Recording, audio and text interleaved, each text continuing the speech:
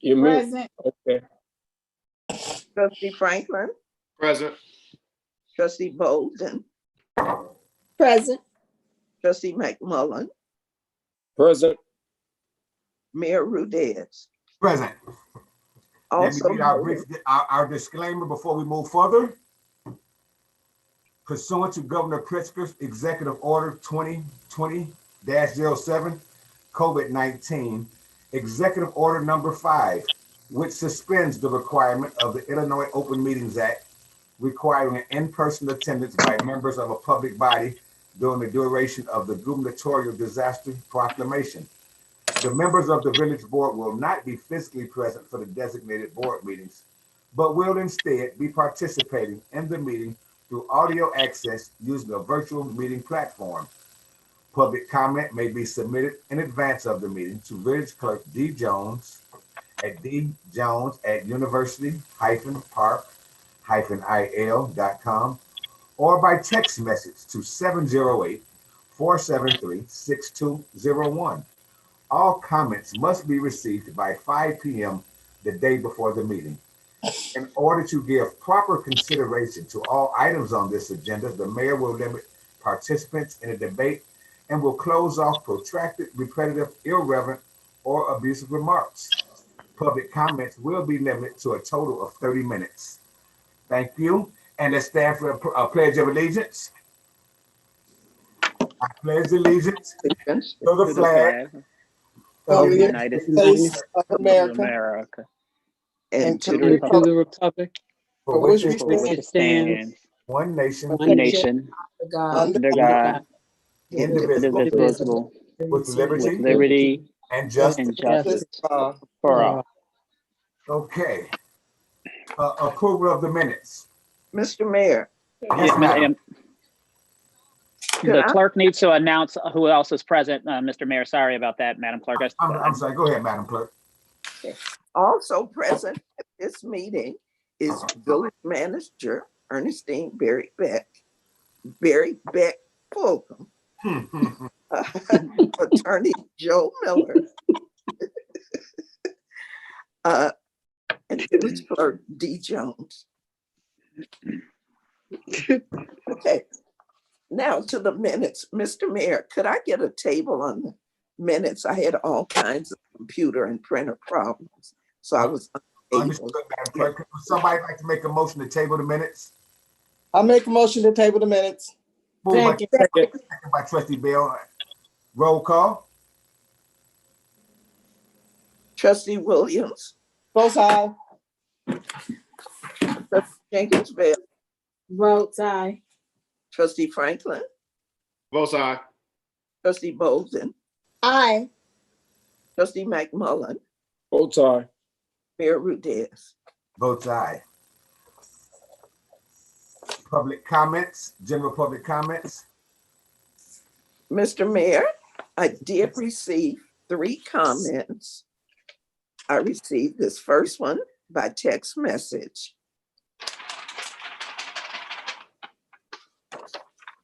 And it reads as follows: to the Honorable Mayor, Board of Trustees, Madam Clerk, and Attorney.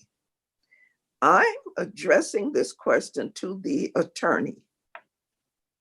Is it true that a current board member has filed a lawsuit against the village? Also, is this the same attorney representing the challenger to nominate petitions for potential candidates? I'd like these questions asked at the January 26, 2021 board meeting and answered. Thank you, a 45-year resident and concerned citizen. All right, well, Trustee Brooks, welcome aboard. He's in now. Okay. Mr. Mayor, just. I'm sorry, man. I apologize. I'm sorry, Trustee Brooks, I apologize I interrupted you, I think, so. No, oh, okay. Mr. Mayor, may I address this just because I want to make sure something is clarified because I don't know if they're part of the question. I want to make sure that's understood for the board and for the citizens in regards to what our representation of the village is. So I don't want there to be appearances of there being any conflicts or anything. So if I may, normally I don't generally speak about litigation matters or other matters, but because this one, the one question I'm concerned is maybe posing an ethical question, I want to answer that question. Okay, go ahead, Attorney Miller, go right ahead. So I guess the first part of the question was that there was a lawsuit filed by a board member. The lawsuit, as of right now, it's been dismissed, but the counsel for the counsel for the trustee is supposed to submit kind of a memorandum of understanding so that we can resolve the issues going forward. It's something actually I'll talk to the board more about, but so there was a lawsuit. That lawsuit has been dismissed as of right now, with the caveat that there's going to be a memorandum of understanding. I want to make sure it's understood, and this is the kind of the other part of it that needs to be understood as well. Our firm is not representing anyone in regards to any petitions being filed against or objections to petitions for current candidates. So we're not involved in that. I wasn't sure. Now the attorney for that board member is representing someone in regards to that. So I just wanted to make sure that the citizens understood and that the board understood that our firm is not representing anyone in regards to objections to petitions. So we are not involved as far as representing someone against someone who's running for election, whether it be a current board member or someone seeking office. So I wasn't sure in regards to that question, if they were implying that our office was representing someone in regards to objection petitions before an electoral board, or if they were applying that it was the other council. The other council, my understanding is, but I just want that to be understood, so that, because I don't want anyone here to leave and have this idea that that our firm is involved in what could be considered questionable conflict of interest. So. All right, well, thank you, Attorney Miller. Thank you so much. Mr. Mayor, may I be recognized? Oh, go right ahead, sir. Wait a minute, Trustee Brooks. All right, go right ahead, and then we got 2 more questions on public comment.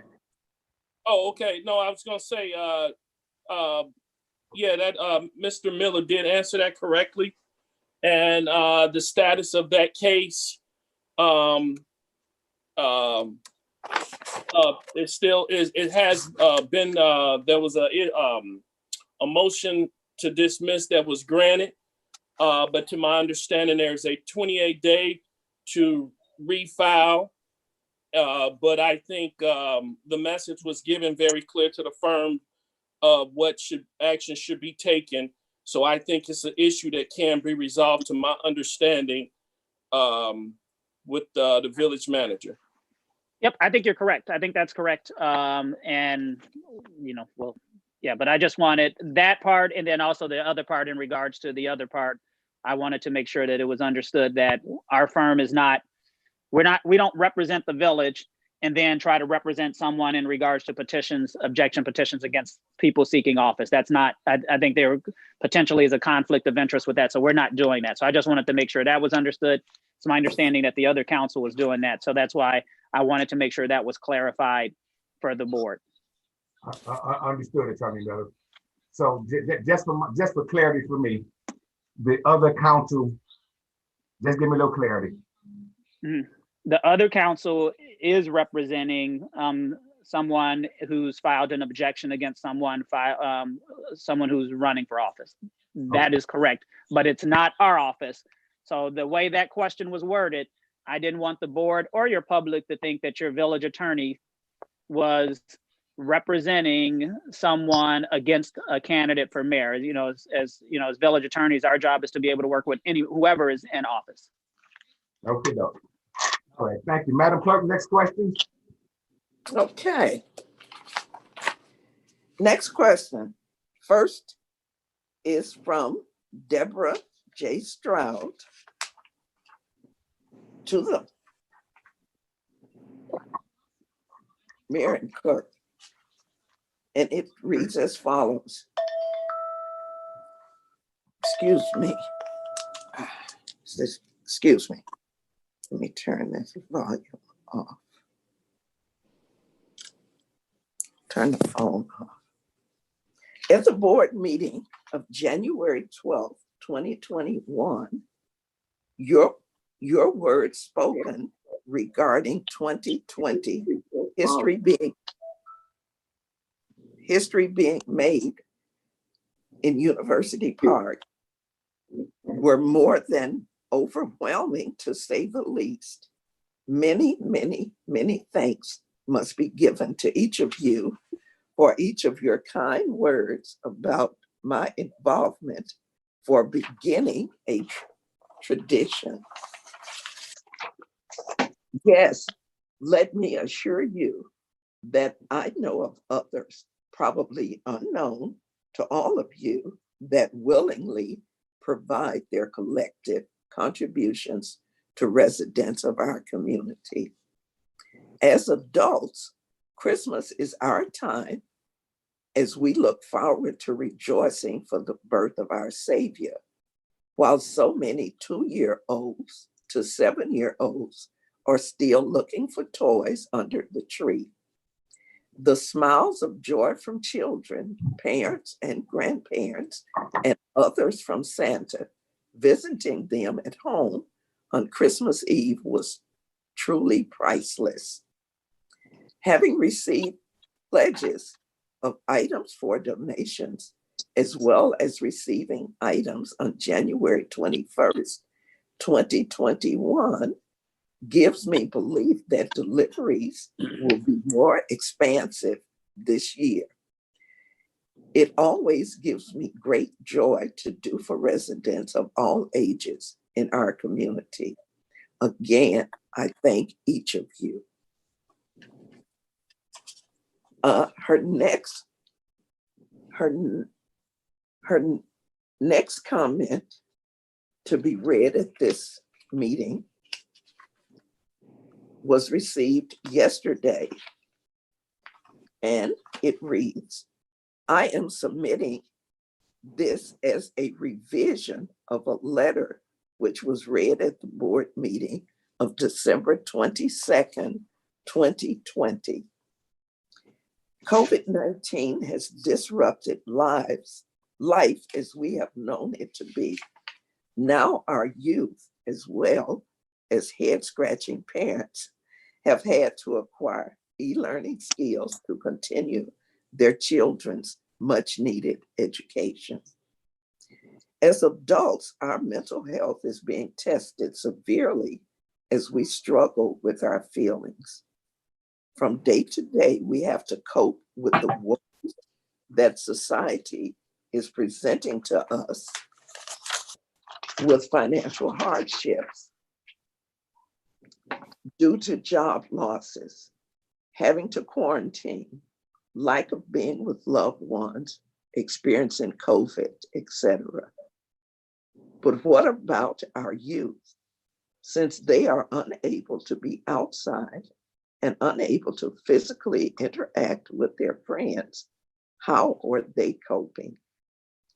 Their feelings are a concern that parents need to know about. Some of their parents may be essential workers that can't spend time with them as they are accustomed to doing. The month of February, the entire 28 days, is Black History Month. This might be a good time for our youth to have an opportunity to express what they feel and what they really understand about wearing masks, about peaceful protesting, or why we even elect a president. So how about having a village youth drawing contest? This can provide them with a direction to exhibit their unknown artistic talents, which may help them express their feelings. Here are a few guidelines to be followed for the contest. 1, age categories are 6 to 12 years old and 13 to 18 years old. Number 2, only one drawing can be submitted for each age category. Number 3, create a drawing on the topic of COVID-19 or the Black Lives Matter movement or January 20, 2021 historical inauguration.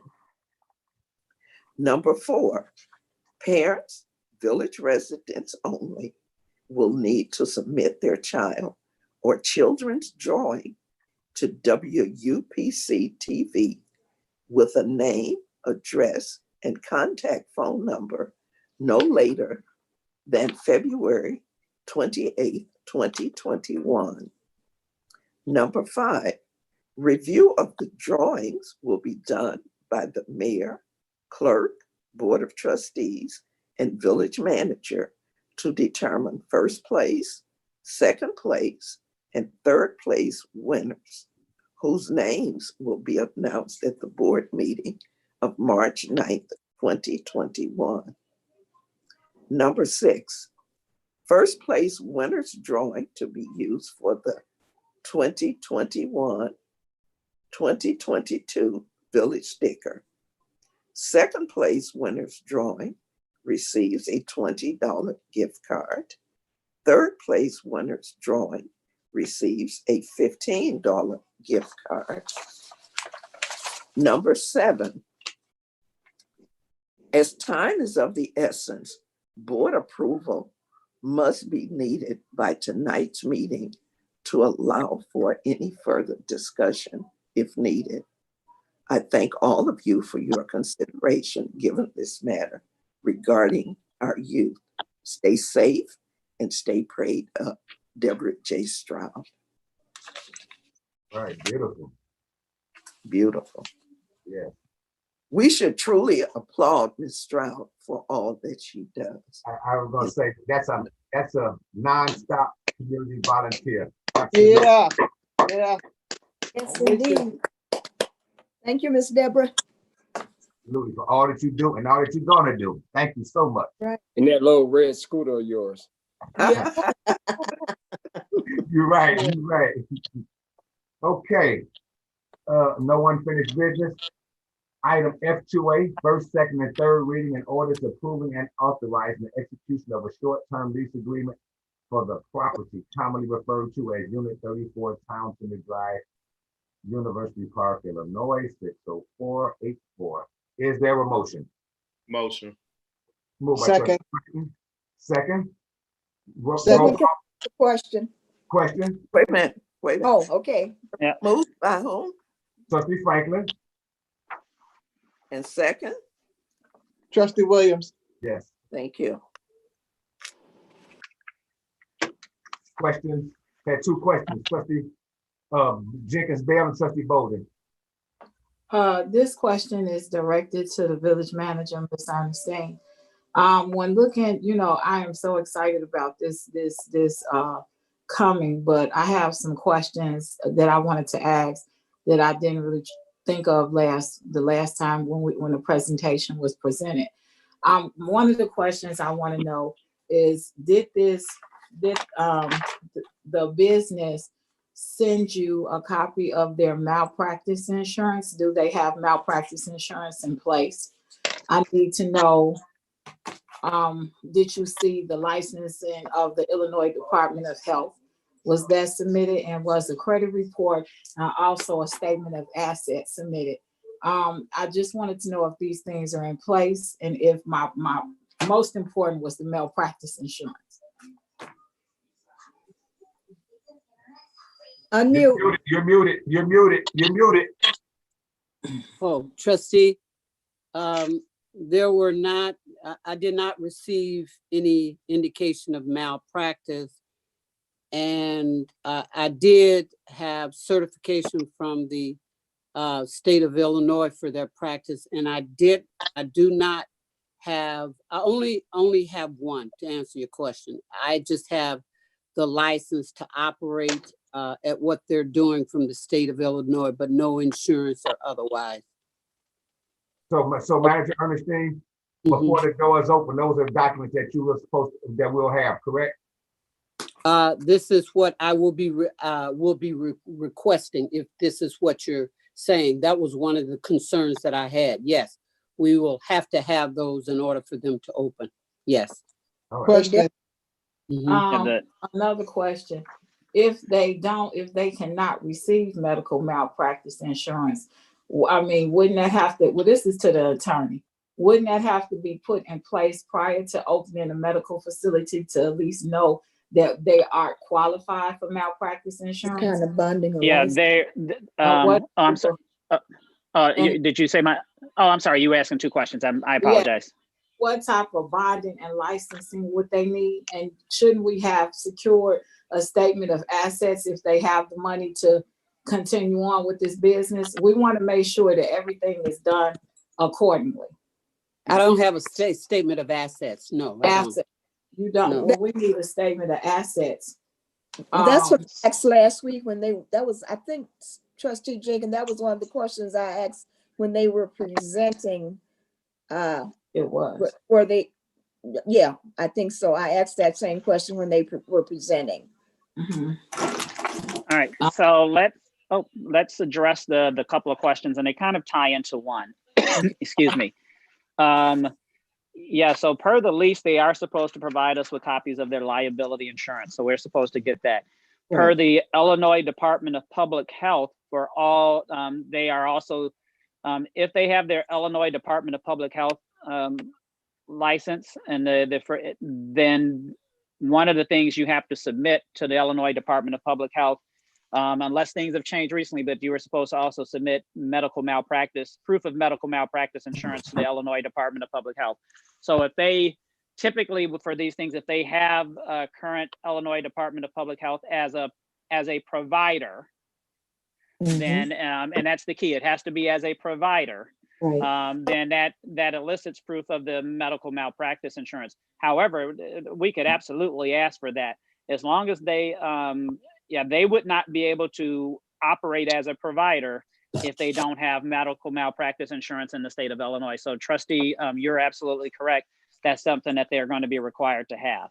In regards to a statement of assets, usually the medical malpractice insurers, we don't necessarily get per se an accounting of what their books look like for a lot of your leaseholders, but it's something we can request. But as far as the first two, absolutely, the malpractice insurance they have to have under Illinois law.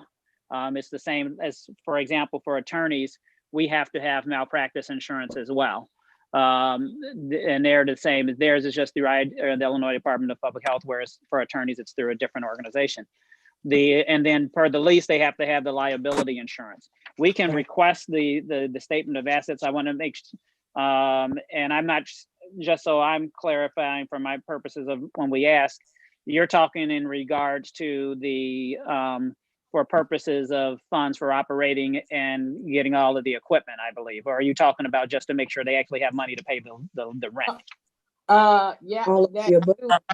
And the next question is, when you do the licensing by the Department of Public Health, if they're going to have any form of a laboratory there, to receive specimens and different things like that, wouldn't they have to require would they need any more other licensing?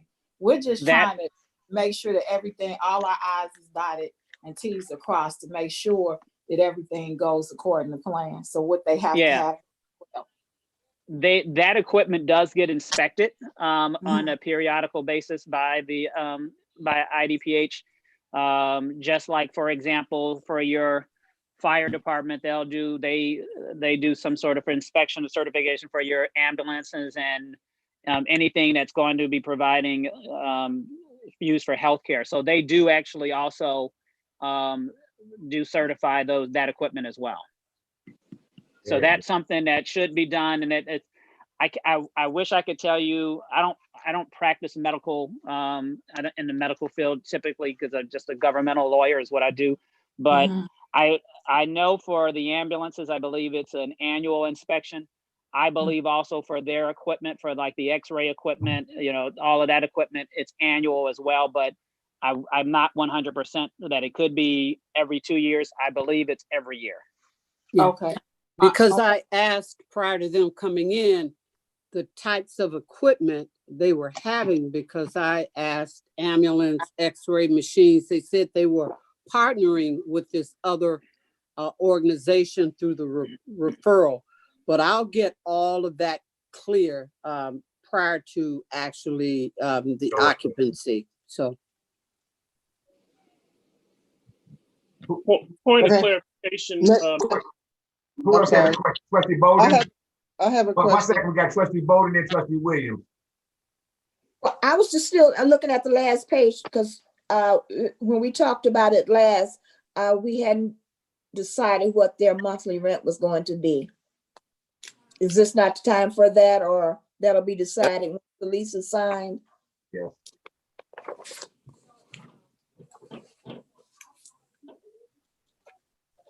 Attorney Miller, you're muted. Thank you, trustee. You're really good with that. That is something you guys can talk.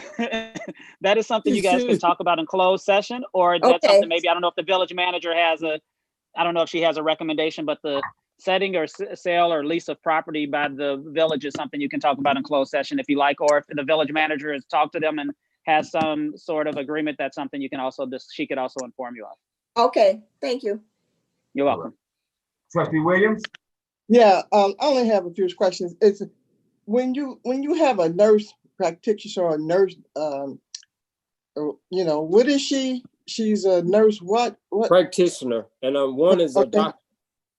Okay, when you have nursing, I think a doctor of nursing and a nurse practitioner, both of them are nurse practitioners. Okay. Yeah. Now, so when you have, am I correct? When you have a nurse practitioner coming in to open up an office, don't you suppose, or do you suppose to have a medical doctor with an MD behind their name?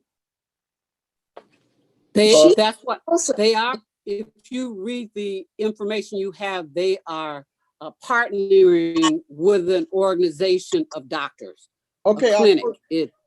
It's in there. That's part of their lease, and that's what took me so long in bringing it to the board. Their intentions was to partner. I think it was Pilgrims. I got to look back at the agreement, but they did partner with another organization of doctors, a clinic. Mayor, can I be recognized? I'm not through. Okay. I wanted to know. Point of order. Yeah, Trustee Williams has the floor, Mayor. Trustee Brooks, I got this. Okay, just saying, point of order. When she comes into this practice and in our, the unit, would the doctor be present? No. I don't know what their schedule is on that. I know they refer. They only examine and refer to the medical being, to the medical group. That's all they're doing. They're examining and referring. That's one of the questions I had. So okay, so my next question would be, now, I don't understand all of these questions that we have. Normally we have first, second, and third readings, okay? But why do we have to go first, second, and third reading? The first reading we get and we're supposed to sit up here and vote on it now. I don't think it's right. I think it's good for us to have, this is a first reading. So now you go back, now you would go back and you would ask or find out the answers to all these questions that we are answering, So when you come back to the second reading, they can be, discussed. Okay. Well, however you want. She was at that last meeting and you definitely could have asked her, but I intend to do follow up on this as well. Yeah, go ahead. Do you understand what I'm saying? When we do something, it's first, second, and third one time and we vote. I don't think that's right. I think that when we have these many questions, I think that it should be checked out, making sure that these things are answered. So when it comes back for the second reading, we have the answers to them. Okay. I will get the answers. But one second. And I just want to respond. That's the whole purpose of the committee of the whole meeting, to get your questions out and ask and do your homework and do your detailed in. That's what the committee meeting is. And I must tell you, we are a progressive group of elected officials. So I understand that the first, second, and third reading, that's non-progressive. And my experience as 12 years as a trustee, it didn't do in the village any good. It was just stagnated progress.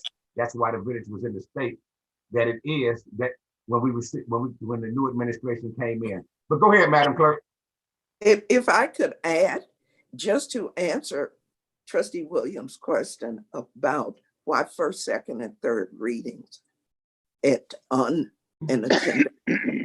One, as the mayor just stated, when this was presented before the board agreed to move this item forward for action. Number two, it's on all ordinances, with the exception of your budget ordinance. All ordinances are listed first, second, and third readings. The reason is the board has the authority to amend first, second, and third reading down to first and second reading or first reading. They do not have the authority to move it up from first reading to second reading or second and third reading, if it should be that the board all agrees to take care of this in one meeting. Years ago, as the mayor stated, we used to do first reading, then come back. Yes. 2 to 4 weeks later, do second reading, then come back 2 to 4 weeks later, do third reading, which meant it took anywhere from 6 weeks to 3 months to pass an ordinance. So as we learn progressive ways to do things, and as we understand, the board cannot advance what's posted, but they can bring it down. I hope that gives some clarity to your question about. And I just want to piggyback on the clerk. Mayor, can I do? I get you 1 second. Let me get this, because that short-term memory loss, I'll lose it real quick. But listen, let me explain this to everybody. And I know everybody has grave concerns and questions, but look at the big picture. The big picture is, before those doors open, we'll have a completely renovated space that belongs to the village. And I'm quite sure with their expenses and their build-out costs, that they're going to come up to par and have what they have. But if some strange instance they don't have it, we are the gatekeepers. We're the key holders. So the doors don't open. So let's not continue to stand on each other's businesses. Let's try to mature and help each other out. And at the end of the day, if they don't have the requirement documentation or necessary licenses, then the doors just don't open. Go ahead. I got Trustee McMullen right here on next. Number one, thank you for being a progressive board. We are. And number two, it is my understanding that a nurse practitioner can write a prescription, and they don't have to be around doctors to do to carry their business, if I'm not mistaken. You are not mistaken. They have the full autonomy themselves by being a nurse practitioner. Yes, sir. They can do it themselves. So they do have the autonomy to do it themselves, and they don't have to have an MD next to them to carry on their business. Because their next step is MD if they go ahead and get the rest of their credentials. Absolutely. But they are MDs. They're not. They're medical. They're doctors. Trustee Jenkins Bell. Okay. Well, my question is not to hamper development and be progressive in this and move forward like we need to. But my question is when, not question, but statement, is when you are dealing in the medical field and the government starts to, we are the landlords of that particular where they're going to be renting. You have to also take into consideration malpractice. Now I understand that, we've never had to deal with malpractice before, but when you do malpractice, they sue everybody. They don't care. they're gonna throw everything against the wall to see what sticks. And if you get 1/10 of a dose, more than what you should when you're doing an inoculation or a vaccination, and they have an allergic reaction, they're gonna sue everyone. They don't care. And Yeah, that's how they anywhere. operate. And my thing is not to hamper this business, but to make sure that we have all our ducks in order. So if anything does happen, God forbid anything does happen, our I's are dotted and our T's are crossed, and we can get out of the jam. Because agree. we could not afford a medical malpractice suit. That's big money. That's not a game. I'm gonna sue you. I'm gonna sue the wall. I'm gonna sue the cat. I'm gonna sue the dog. I'm gonna sue everybody I see. Everybody, the pharmaceutical company, the building, everyone that I see. That's who I'm going to sue. If you do something to one of my children or my family members accidentally. So are we in a position to where we can handle that? That's why I'm asking these questions, to make sure that we are covered, and we're covering not only ourselves, but our taxpaying residents as well. That's my stance on it. So if Ernestine Beck Fulgham, the village manager, says she's seen everything, she does due diligence with what she's saying, that's fine and well. Move forward. Let's be progressive. We need this void filled after we lost the Will County Health Department. We need this. Trustee, I'm going to have to say something, Adjunct. What you all need to realize, by law, a nurse practitioner is required by law to work under the guidance of a physician. That's a law. But They don't have a right.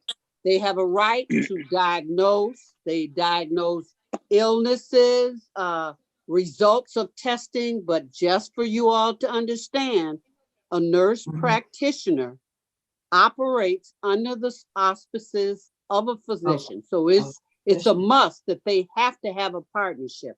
I just want to mention that. But they don't have to be present. I'm sure of it. They don't have to be present. I don't No. know. Right. Yeah. I don't don't know have to about be that. present. I just know they have to Yeah. work under. So I believe that's correct. I believe that Trustee McMullen is correct. They don't have to be present. And I'm trying to look in this right now in regards to the medical malpractice law in Illinois, and it's about as clear as mud. While I feel confident that for sure that the hospitals and the physicians do, I can't say 100% for sure with the way the language is written that a nurse practitioner would have to have the medical malpractice. I'll have to, if that's something I would be shocked if they didn't have medical malpractice insurance.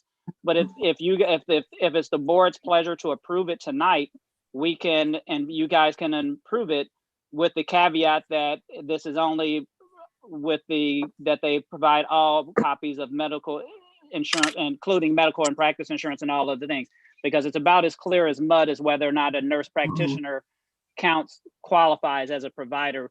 But I would say I'm 100% sure that Trustee McMullen is correct, that the nurse practitioner can write prescriptions even outside of the practice of a doctor. Yeah. Outside of the presence of a doctor. May I be recognized? Can we put this on hold until we find all of this out? Go ahead, Trustee Brooks. Thank you, Mayor. All right, then Trustee Bowden. That's Yeah. okay. Thank you, Mayor. And let me, and Mayor, I Mr. just want Mayor. to ask a point of order because Wait a minute. She Go ahead, didn't Madam Clerk, because there's more than 2 trustees that addressed that question. Oh, But Trustee Williams asked a question. So I don't know if she had finished. No, I hadn't. Okay. That's what I was doing. And Brooks jumped in, trustee. I was saying, can we put this on hold until we find out all the answers that we are talking about right now and come back again and vote on this? So that's what I'm asking. All right. Okay, now Trustee Brooks. Thank you, man. That was not a motion. That's what I was asking. Right. No. Not a motion. Thank you, Mayor. I just want to say, Mr. Mayor, I didn't want to be disrespectful, but I wanted to follow the point of order, because when you allowed someone to talk about this issue, which I think is a serious issue, Trustee Jenkins never got a chance to yield her time so I can follow, because if I'm not mistaken, we spoke on this for the CAL, and that's the purpose of the CAL, to get this out. And if it's something else that Trustee Jenkins had, Mr. Mayor, she has the right to ask. But, you know, that's the only reason why I asked. But if I'm not mistaken, that we were all in agreement that if we indeed had a question more about this, that we were going to talk about it more towards the executive session for the rent. And then after that, I would say that Trustee Jenkins, what she had asked for, to simply comment. The last thing, Mr. Mayor, I don't recall, unless we want to do it in which Trustee Williams is bringing up a point, if we have to do it from now on of asking a first, second, and third reading of putting something on agenda, then fine, and maybe that's what we'll start doing. But to my understanding, these young ladies who did a presentation came with what they had. They said what they were going to do. If we had any further, that this was the time that we do ask the question. And Mr. Mayor, before I yield my time, if it is going to be a motion about it, then I think we respectfully do it and not waste time, because this is Trustee Jenkins and Trustee Williams. Everyone point is granted, is taken. I think what we keep doing is for one item, we've been on for 45 minutes. This is something that could have been very simply answered. And I believe they did relate that they were further information that Trustee Jenkins asked last board meeting. I yield my time, Mayor. Thank you, Trustee Brooks. So I'm going to call for the vote, and I'll tell you what. And I know if whatever happens with the vote, that before those doors open, all the requirements will be met. Madam Clerk, roll call, please. Trustee Williams, Abstain. Trustee Brooks, Votes aye. Trustee Jenkins Bell, Votes no. Trustee Franklin, Both sides. Trustee Bolden, Both sides. Trustee McMullen, Votes aye. Mayor Rudez. Vote aye. Mr. Mayor, the ordinance passed. That's ordinance O-2021-02. And can I make a mention of that? And that's with those additional documents that Trustee Jenkins Bell was asking for, okay? That's for the record, but the doors don't open until those requirements are met. That's what I wanted to state. Yes. All right. All right, for the minutes, for the record, Madam Clerk. Thank you. All right, next thing is new business bills payable. This is going to be interesting. Attached for your approval is a listing of general operating expenses for the Village of University Park that occurred on December 22nd, 2020 through January 26th of 2021. General Fund, $242,021.75. Town Center Fund, $13,052.56. Capital Project, $26,494.05. TIF 4, 5, and 6, $2,000. Payroll Fund, $4,579.06. With a grand total of $292,147.40. Is there a motion?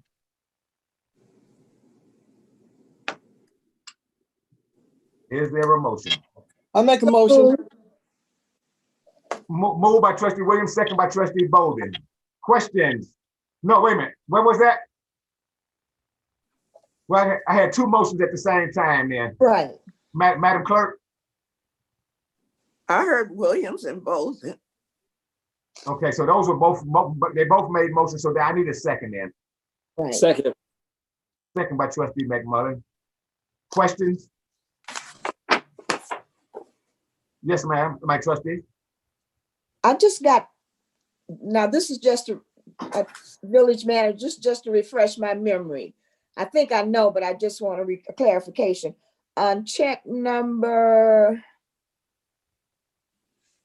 106-121, kind of will building repayment. Refresh my memory on that one. For the what? I'm sorry. Building repayment, the county, Will County, check number 106-121. How much is that check, trustee? $26,712.56. Okay, I think that's a reimbursement. I'd have to go back. I don't have my information in front of me. When It says building repayment. Is that? Yes. That they had to put up they had to put up a check for any constructions that's going on. It's required by the contractor or company to deposit these checks. I need to look at exactly all the provisions of that. But that check there is a reimbursement to Will County. Yes, ma'am.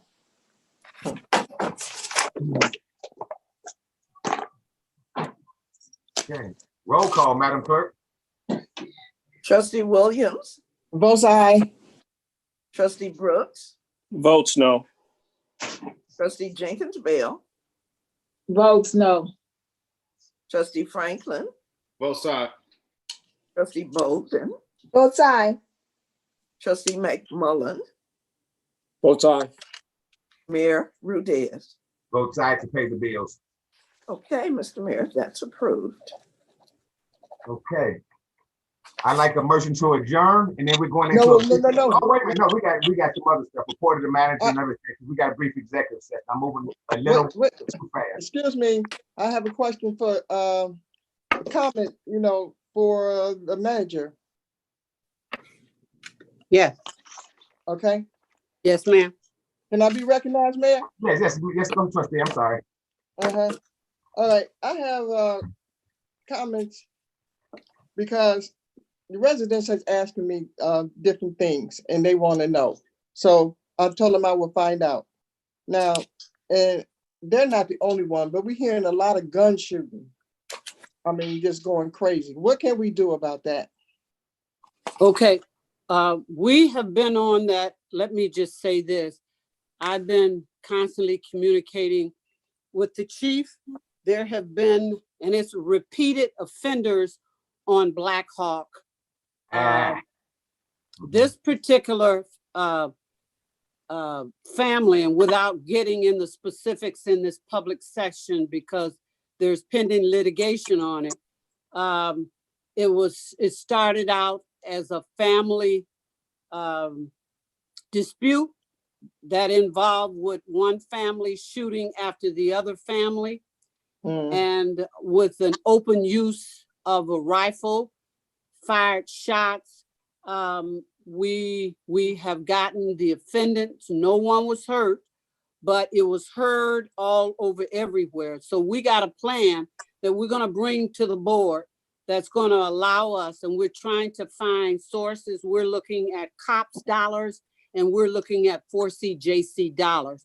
And this will allow us to track the sources of the gunshots, tell us exactly where they're coming from, the posting to be done. So we're definitely on that, trustee. And another thing is we're trying to seek additional dollars to get body cams for police officers. So there are a few things that are in place. This is repeated offender by the same set of families that's doing this, the same family.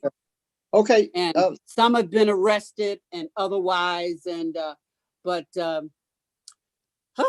Okay, I understand, and that's good. I'm glad you're working on that.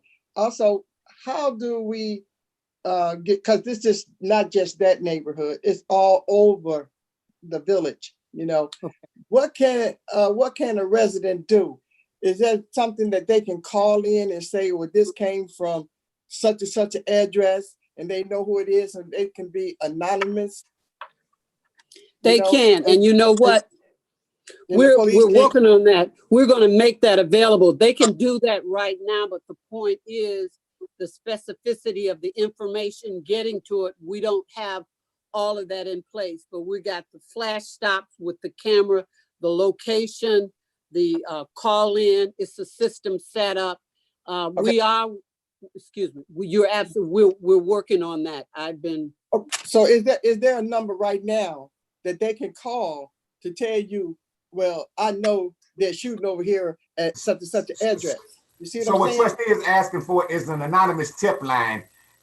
Yes. Yes, that's what she's asking something for. like that they can call instead of calling 911 or something like that. They know who it is. They got the names. They got the address. Is there some place that they can call and give it to you with them being anonymous? Okay, we don't have that entire system set up because as it stands right now, we don't have the 24-hour records people working. Okay. We don't have the 24-hour, but that's very important to happen because if we get the information, we can't get the caller, put the caller at risk. So we definitely will have to have that set up. But that's something, you know, the chief is trying to put a lot of things in place that were not there before.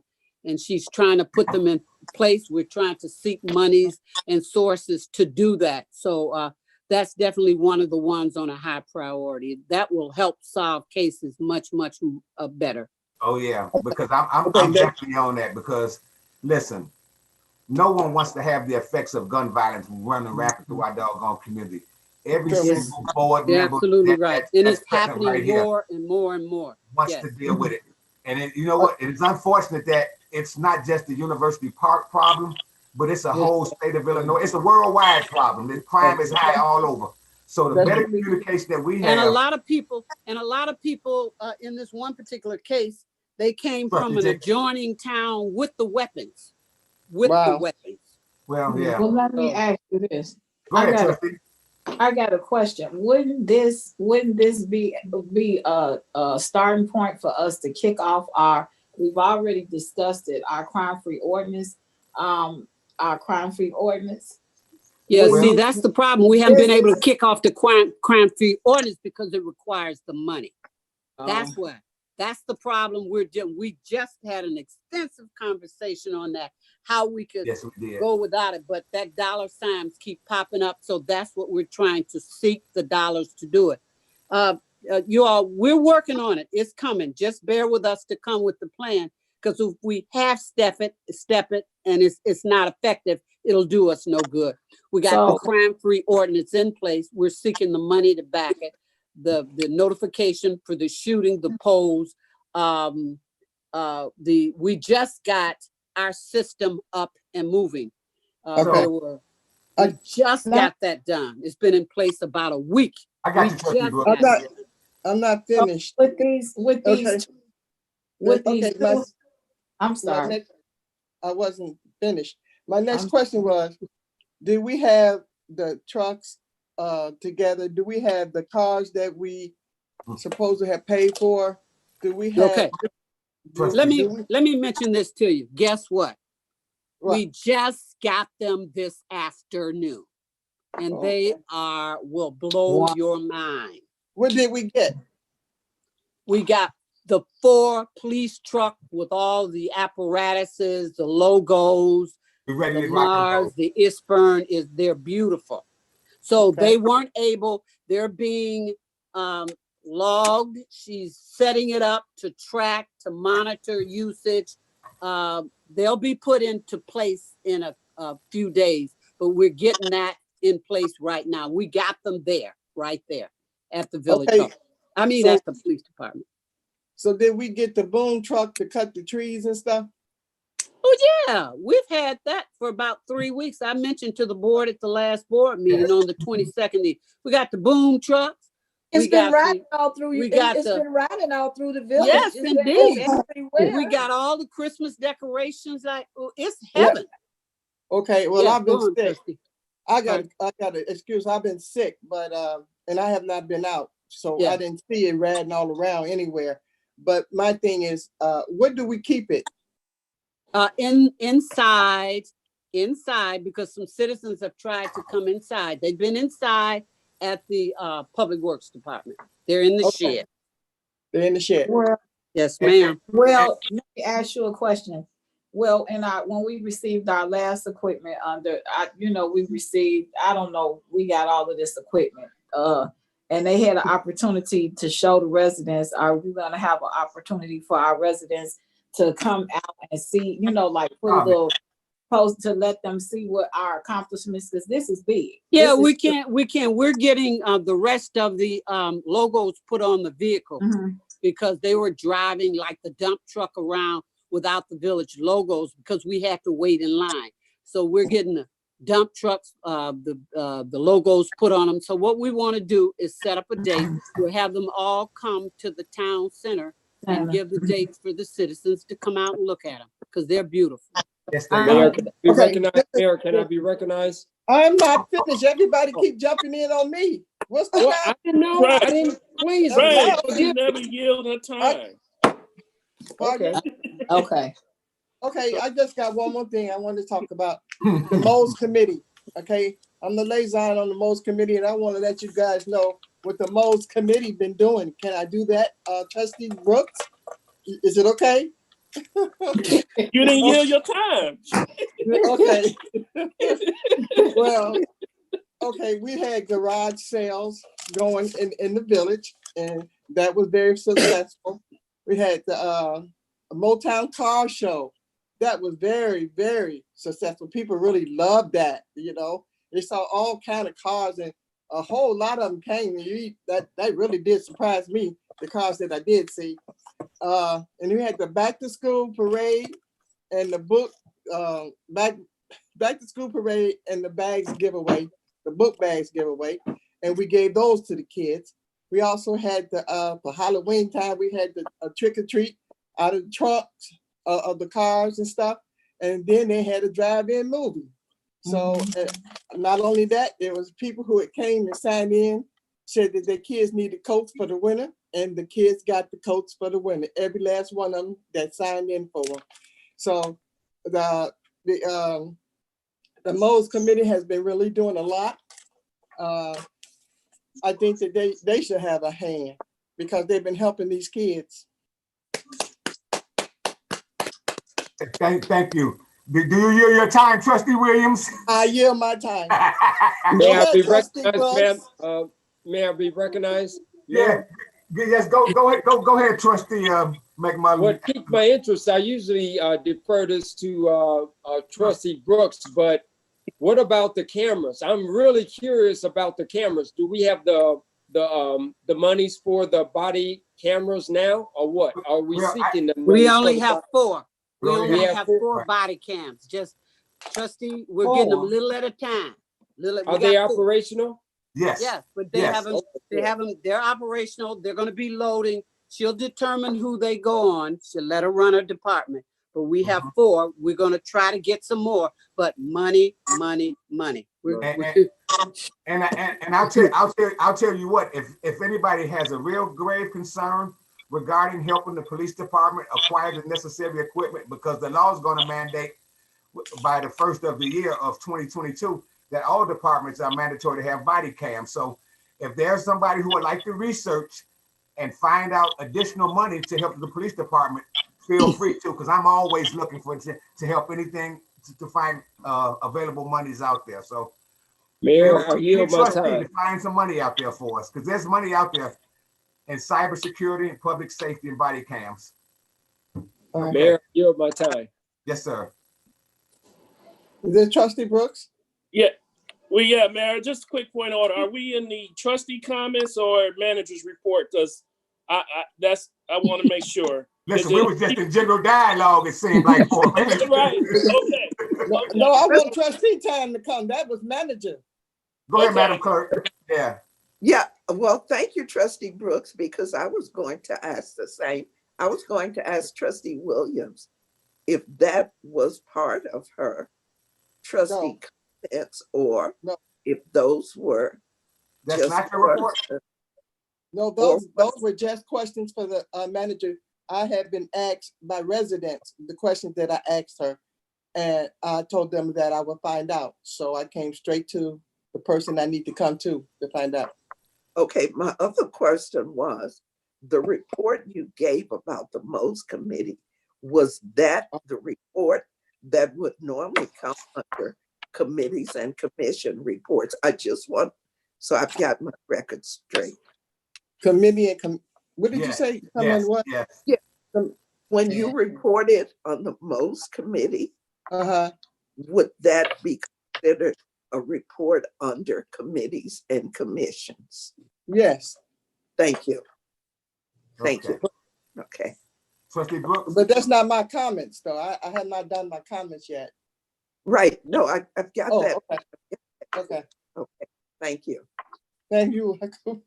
Oh, okay. So just quick question, Mr. Mayor, just reference, are we under village manager or trustee? Because I just wanted a clarification on something. I wanted to come right behind the. We have a brief report from the village manager and then all the elected officials. Can the village manager go ahead, Mayor, and do the report? I was just only going to emphasize our conversation about the crime that heard. Yeah. Okay. So, Mayor, if we can just go out with the order that the agenda is set. Order. Absolutely. Yes, sir. Thank you. And if I'm not mistaken, Manager Ernestine has a brief report and update. A brief report. Okay, Mayor, then I'll just have to make it brief.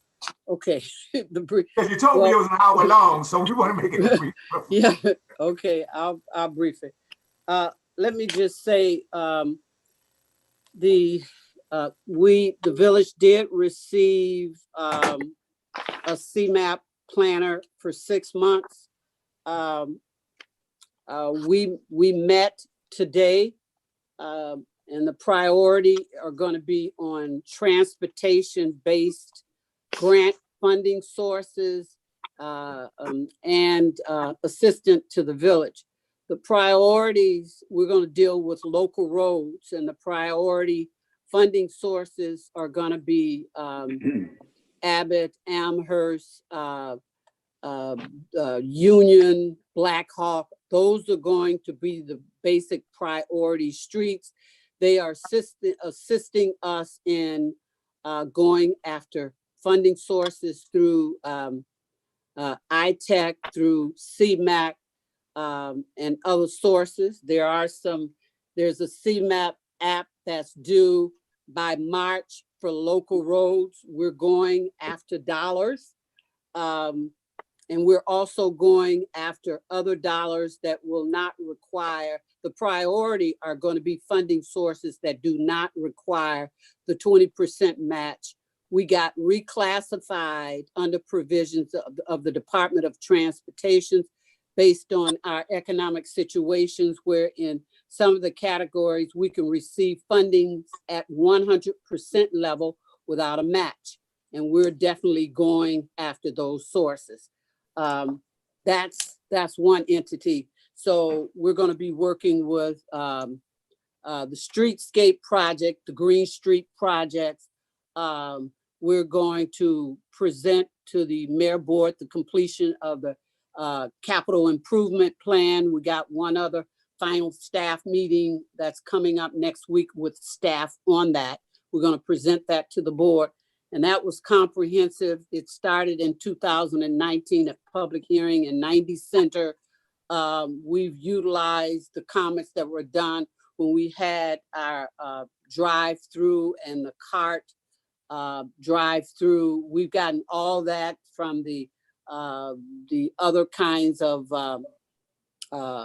comments we got back from people completing information provided to the village. We're going to provide that all to you all in a comprehensive report, capital improvement plan, sources, and all of that. You're going to get that. That's almost done. Also with the Mayor Board, we've been meeting consistently with IDOT. In fact, we have one IDOT meeting tomorrow on furthering the efforts of the completion of the engineering for the Cicero Avenue streetscape, because that is going to have an effect on both the next phase of development for Venture One and for the completion of Project Cosmos that sits on the between Governor's Highway, Cicero Avenue on the north side of the street, which comprises about 130 acres. So we were talking about ingress, egress. The state, we had a meeting that involved also with the state of Illinois, questions as to cuts from their property onto Cicero Avenue versus the cuts on University Parkway. That'll be working in conjunction with, of course, we got the side path approved. The side path will be constructed from Governor's Highway East to Cicero Avenue West, and that will make the connection between the industrial park from the heart of the village. Right now, if people were walking from Governor State and or people got off the trains at the metro station, they would have to walk in mud, whatever the case may be. There's no system for that. The side path that's already been approved will rectify that. Just finally, I'm just going to say, based on the quality-based ordinance that the board has approved about 3 weeks ago or a month ago, the quality-based committee met and we reviewed the 3 requests for qualifications for the 3 engineers, which was Express, V3, and the Interior Group. They bidded on phase 1 engineering for the Metro Station reconstruction. This committee will be grading, they're reviewing all 3 proposals, and they've been provided a sheet where they will actually grade each of them based on the description that's given. They are due to return all of those by this Friday, and we'll take all the summaries, their recommendations, average the scores, and the information, and that will be the person with the entity with the highest score recommendation based on that submission of information according to the specifications will then be submitted to the attorney to be placed in a resolution for approval by the board to make the award of this particular contract. We, of course, was funded through Metra as a grant to do this. And as again, that's phase 1 engineering for the Metra reconstruction. I'm talking about the entire reconstruction of the Metro station. It's a rebuild. The first time I took the train from University Park to Chicago, that was brought to mind. Trustee Williams, she complained from the time we got out the car to the time we went underground, and it was really disgraceful. And I saw the point. We went shortly in after, had no idea conceptually that it would be funded. It has been funded for phase 1, and we want to move forward quickly on that and get that done. And Madam, Mayor Board, stop for a minute, stop. Is that for October of 21, the funding date? yes. All right. Yeah. Oh, it's been funded already. I mean, yeah, but that's our start date is like the 21st October, Yeah, correct? by the 20, yes. By the 21st, right? Yeah, right. yeah. But I just want to say to the Mayor Board that there is an awful lot that we're going forward to do. There's the project development on the north east corner of Central University Park. And then there's the similar and same development that's not as large that's going on the southeast corner of Central. So we got the northeast corner of Central and University Park, and we have the southeast corner. And then, so we're having to deal with that, code enforcement, fire department. We've been going through providing reviews with our engineers. We're going to come back with recommendations to the board. Let me just mention to you right now, we're going through clearance and review. So excavation can begin to start on Central to put the street lighting there for the ingress and egress onto Cicero Avenue from Central. Central is where Amazon is at that point. That is also something going on. And the clerk may or may not report tonight that there is a public hearing that is coming up between the Planning and Zoning Commission that will make their decision recommendation to the board for the variance of the sign for the Amazon. That is also coming up. Also, we have put a request in for additional monies to do additional work on University Park and Governors all the way to Cicero Avenue. The actual street repair is horrific. So we have a request in there for monies for that as well. So And as I said earlier in a comment I made, we're going after dollars for local roads, to do as many local roads based on the priority plan that was a result of the public hearing that was held in October at 90 Town Center.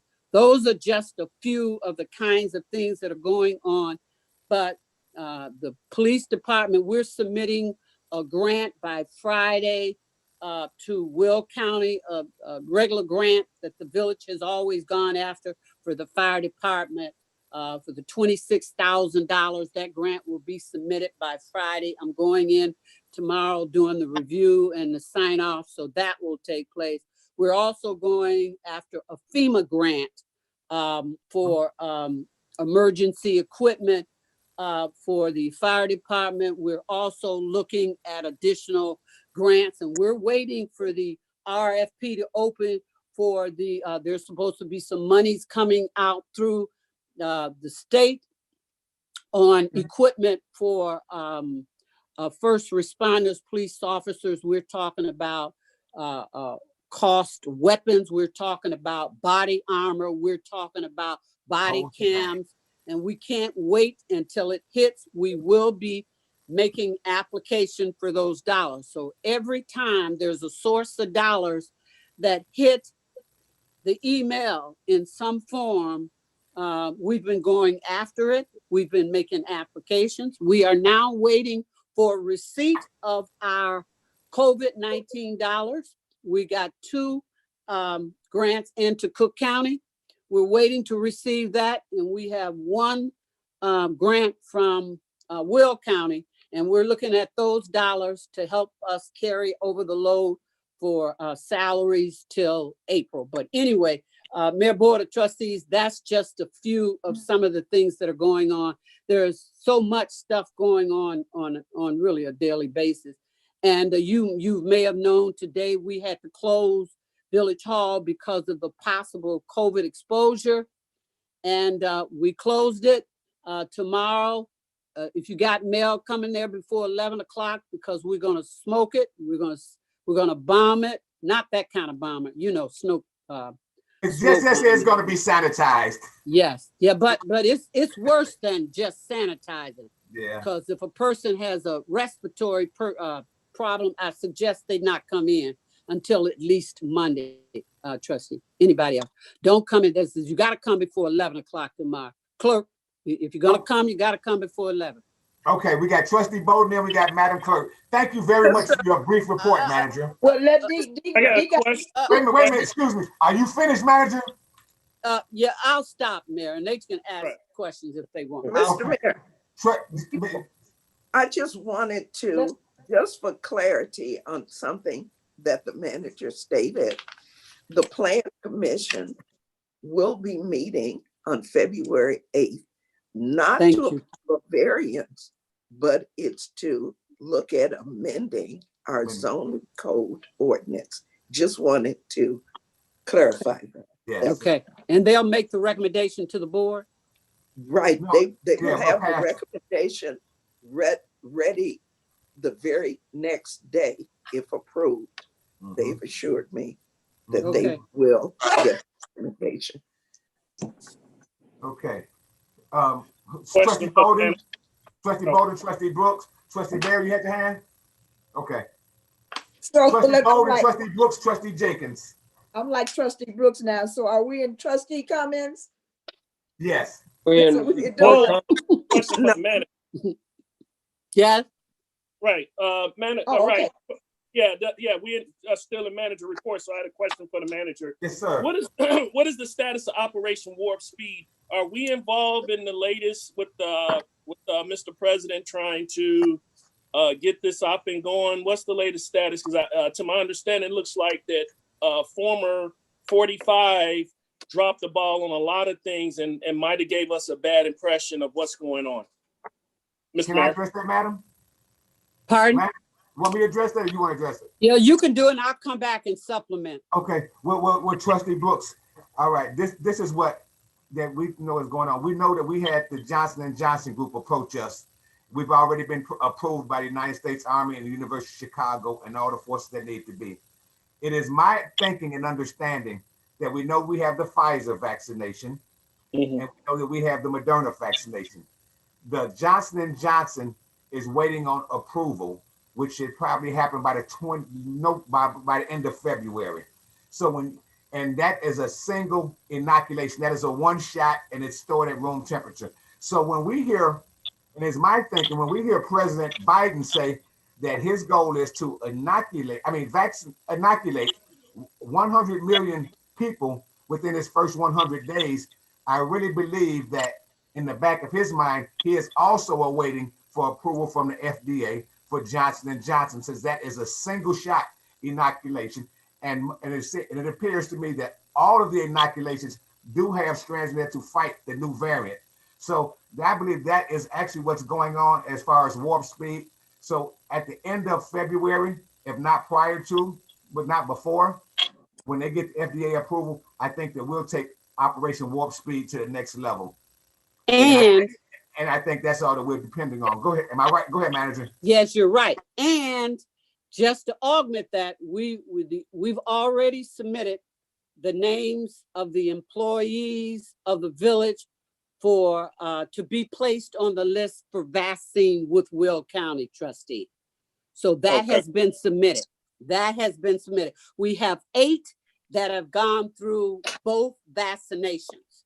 They've gone through it successfully, and they're back at work, and it's wonderful. So we went full speed ahead, and we're trying to somehow incorporate the mayor board of trustees in that as well. Regardless of whether or not you're 65 and over, we're trying to put you in the priority mode with this list with Will County. And that was just done last week. So I just want to mention that to you. Am I on the list?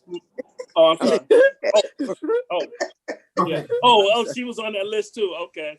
Yeah. And my second question, Madam Village Manager, for the residents, what's the latest hiring numbers, if you can give us, for fire department, DPW, and PD, so we know our status as far as moving with public safety?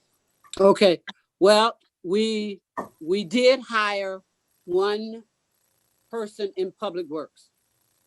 We put one person, and it was working out fine, and we're doing it until we're able. We get now the police department, we got 2 that we're ready to jump off, background and all of that. So we got 2 in police department. We had 2 we had completed with fire. That person worked 2 weeks. One of them worked 2 weeks and quit, went to another job. So we have expended all the monies for psychological, all the monies for physical, agility testing, all the monies for all that money testing, and they left us. Police department has a provision of a 3-year provision. Now we're also attempting to include that as a part of the fire department, because we're losing money. We didn't put that money in the budget. Now we've lost that money. It's out of this budget. We have to move on to the next step, because we've complied and we've done what we've had to do legally, but we just don't have any money unless somebody agrees to reduce categorically dollars within line items of budget. So we're working right now. So I talked today with the Police and Fire Commission to try to resolve that issue. But right now, we did what we were supposed to do. So we got to keep moving. We can't backtrack anymore. We're doing good, putting people on, sending them, putting them in school, waiting on them to complete it. Or with the fire department, it's just the opposite. The testing already have this in line. And if they quit, we have to keep moving to the next step to try to get in what we've agreed to do in this budget. So that's what's happening with that. I got a question for the attorney. Attorney Miller? Yes, sir. I'm listening. what mechanism can we put in place? Because I am sick and tired of people coming to utilize us and use us to and then go somewhere else. We have it in place in the police department. We're just going to implement it in the fire need it in the department. fire. No. Let Joe answer this, because we're gonna tighten this up, because there's gonna be a whole new police and fire commission. Everybody's terms expire. I'm appointing new people. We're gonna get minority firefighters, and we're gonna stop being used as tools to come get their credentials and moving on to the next. Go ahead. So what can we do, attorney? I mean, so a couple of things that we do at some places in regards to is we do an employment agreement. That's what we have. So what happens is that if they leave within a certain amount of time, they have to repay us a portion of whatever we spent for them. So let's say for we implemented firefighters in the police department. Yes. Yeah. So that's what I was saying. Okay, let me hear him. So for firefighters, you have what we call like turnout gear, and you do a lot of training, and that's expensive. So if they leave, let's say within 2 years, then we have usually like a graduated scale. So if they left within 4 months, then they're paying more. If they leave after 18 months, they pay back less. But we would have them sign an employment agreement so that for the repayment of your costs for those who leave early. And we've gotten some success with that in regards to getting funds back for people who leave, within a year. So the firefighter and for police officer probation period is generally a year. There's a few exceptions to that, but we try to do it so that someone can't just use you to get some training that they needed and then go someplace else and leave you having spent the money for that. Because for firefighters, the turnout gear is very expensive. And for police officers, because typically what happens with most departments is that once you're paying for something for them to go through the academy as well and get the training. I don't think your officers go to NIPSTA for your training, but maybe they do. That's the Northern Illinois Training Center, but PTI. They're down at PTI. Okay. But that costs money for the village as well. So we could implement an employment agreement in regards to that we would make them sign. So is that we have it in place? We have it in place, and they have signed it. Is that Joe? Is that legislative action to be taken on behalf of the board, or is that a policy decision? It's more of a policy decision. Yeah, it's in place. All right. Well, it's not in place for the fire department. It needs to be. We're talking about for the police, for the fire department. We're doing it now for the fire department. Okay. We're doing what we've done. When the new chief came on board, we sat down and went through A to Z, and it went through. We got it done. It was in place. The new police officers came. They signed off. Okay. So we got that. As long as it happens for the fire department. The only thing is we didn't do it for the fire department. Now, effective, conversation started today. We're going to do the same thing. As long as we know that this to the fire department. Trustee Brooks, go right ahead. Let's move this meeting along. All right. Yeah, for my last question, Madam Village Manager, and actually, thank you for saying that, Mayor, because it's to the point that I do feel this has to happen now. Being former police and fire commissioner, what burns me up, it did not happen at the time, but this is the common thing, is that your part-time firefighters turn around, get hired by University Park, then go to Orland or one of the major, Bolingbrook. And then the PD, we got guys who they test, they come in as entry level and then get all this money from us, go get the certification and go to other towns such as New Lenox and Big Joliet, bigger towns. So in saying that, new spending, so Madam Village Manager, we will not have any new spending for until April when our tax money come in, right? Because you brought it up about some projects. I want to know, are we strictly staying with payroll until the April, or if the funds, the project funding is there, of course, we can only use those dollars for those funds. And that's what we're doing. Those funds are being escrowed per project, and they come in as per project number or that account number. But Okay. as of today, on a staff call that we had our regular monthly staff meeting today, we made Okay. it very clear to Okay. everybody, Okay.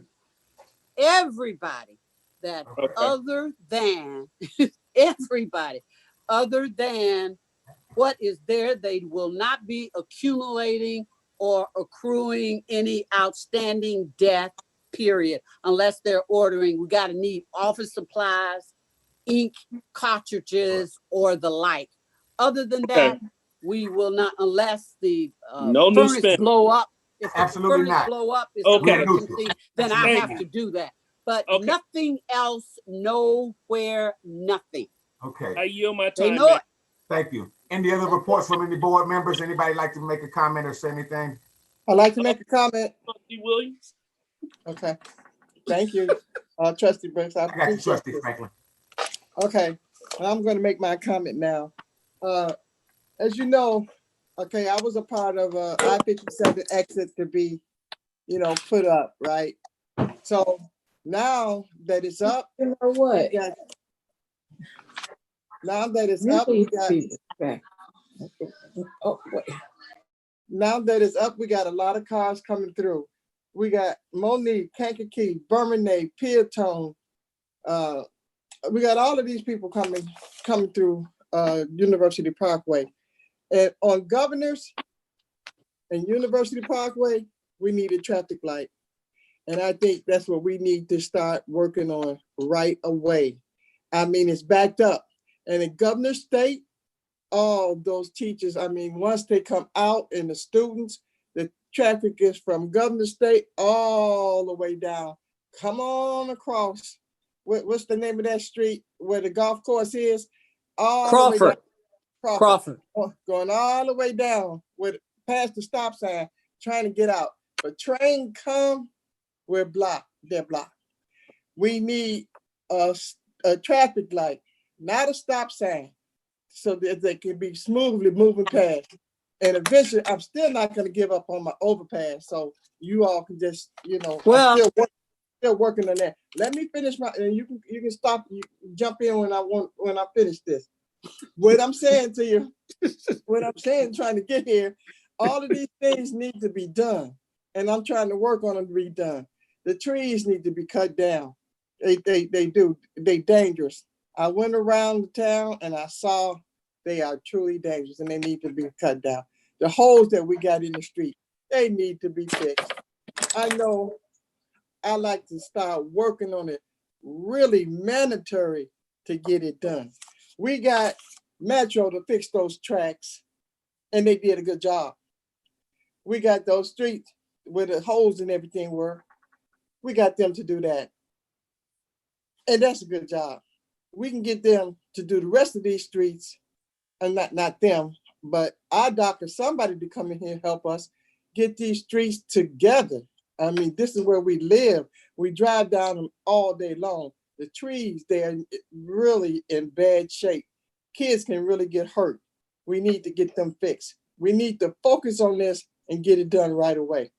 So this is what I want to stress out that need to be done right away. I know it's winter time now, but the trees can be cut in the winter. Let's try to get that done. That's what I want to see mainly up front. Okay, Trustee, let me respond to you. Just what you said.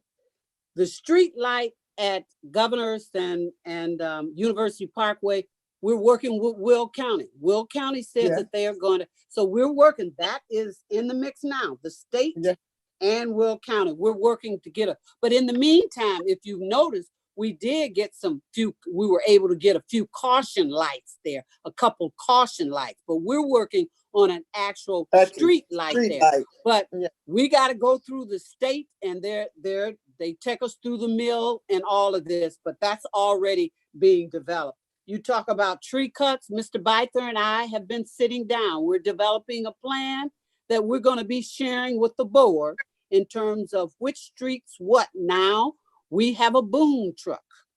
Now we have good equipment. they're going to be doing that. I just want to mention to you also that ComEd has a free street lighting program, that based on the economics of this town, we're eligible. We're working on that with a company that will assist us in getting, qualifying us for some free street lighting for the balance throughout of the village in order to rectify and bring all the street lightings up to code, to sodium vapor. So that's something to be worked on. But I had to stop my report. But this tree cut down, we're formulating a schedule to do that. It's the And trustees' the holes comments in the now. street. Okay, the holes in the street, Trustee if comment. you all haven't noticed, have you all noticed something?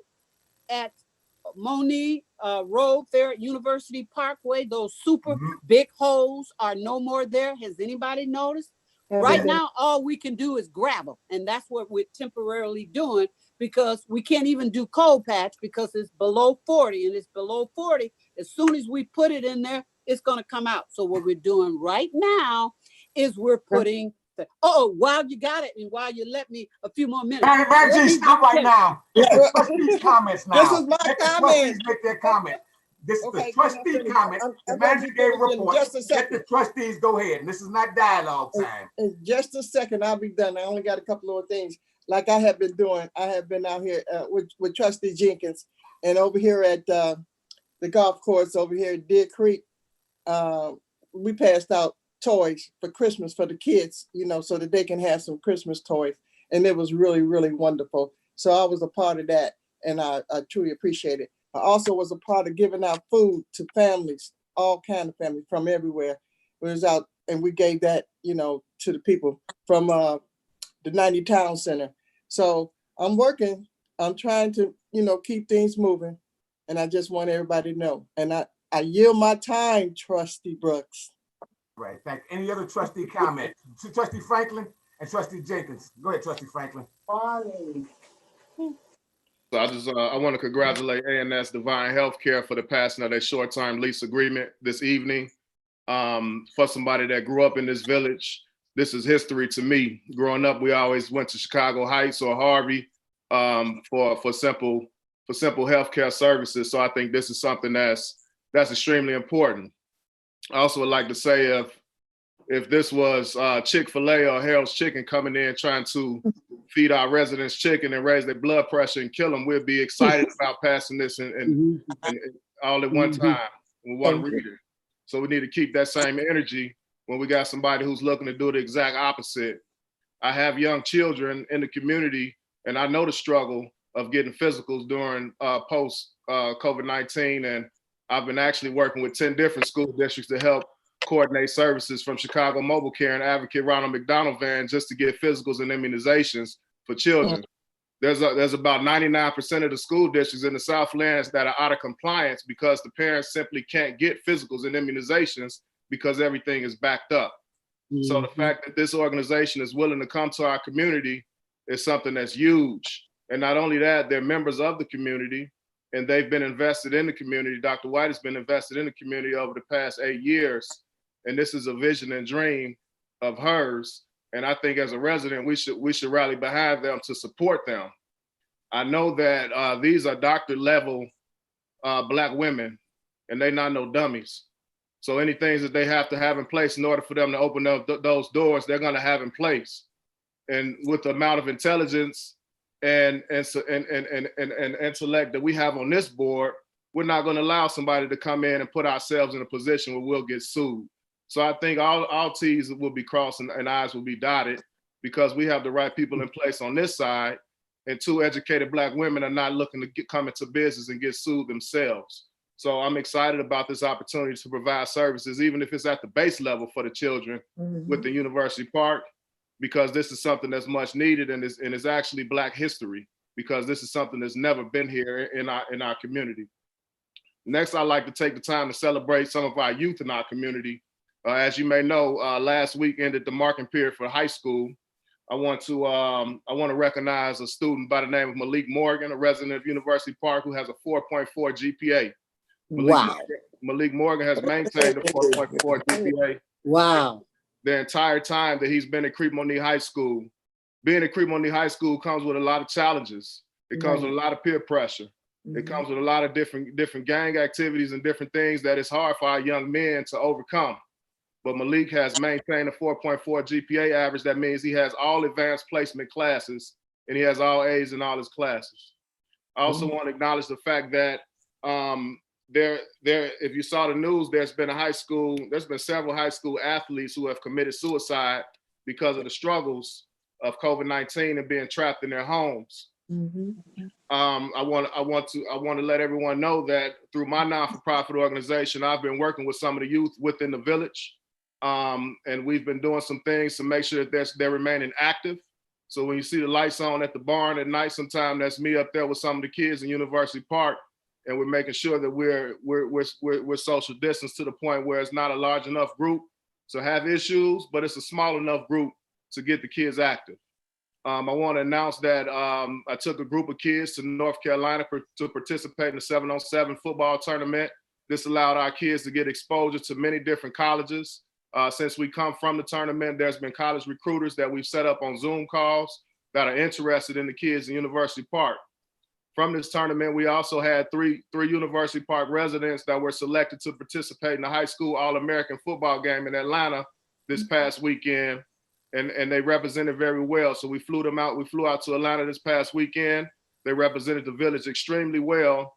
Not only did they represent well, I like to say that Lionel Williams Billups took home the most valuable player award representing the village of University Park out of kids from 50 different states. This is an extremely huge accomplishment.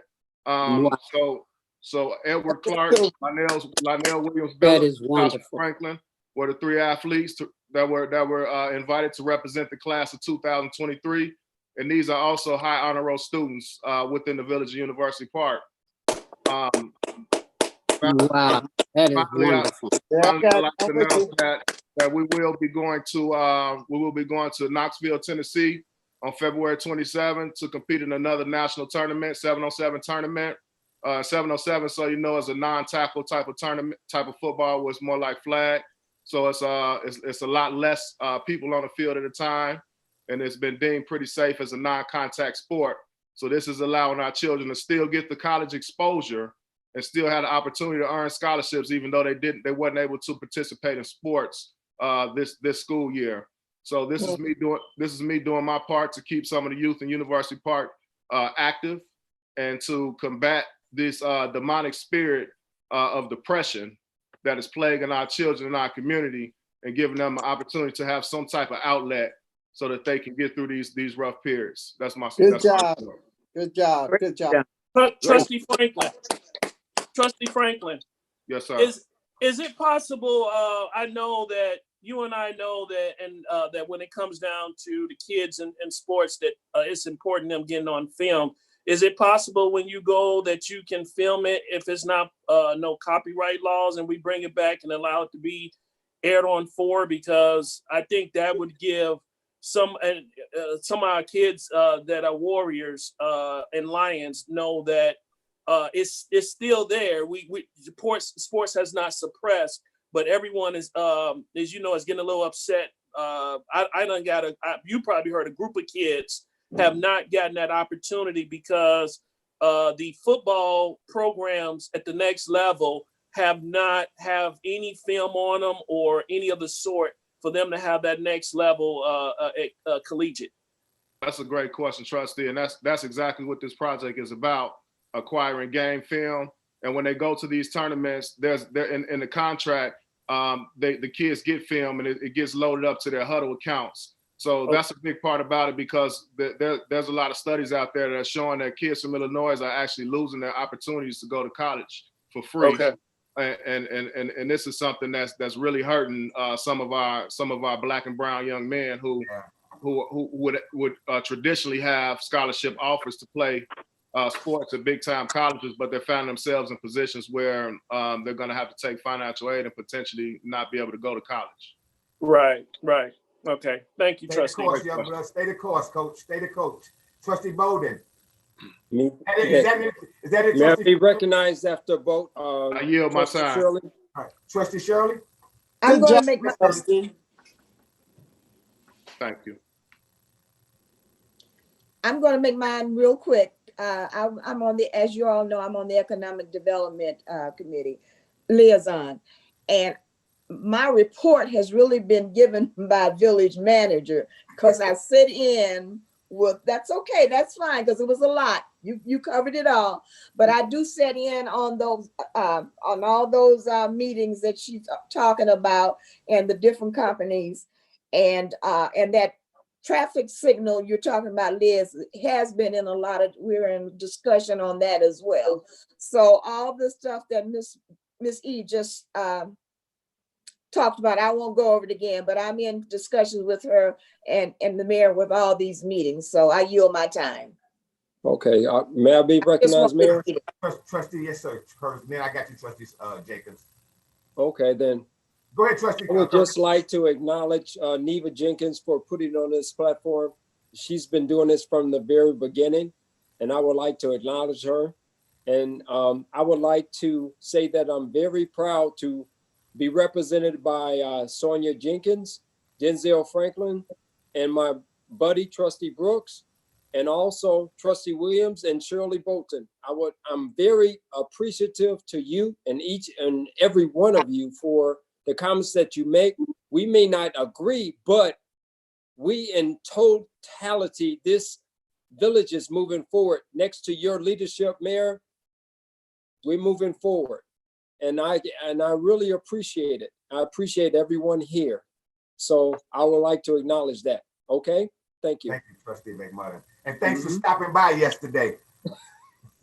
Yeah, that was fun. That was fun. And he's really on point.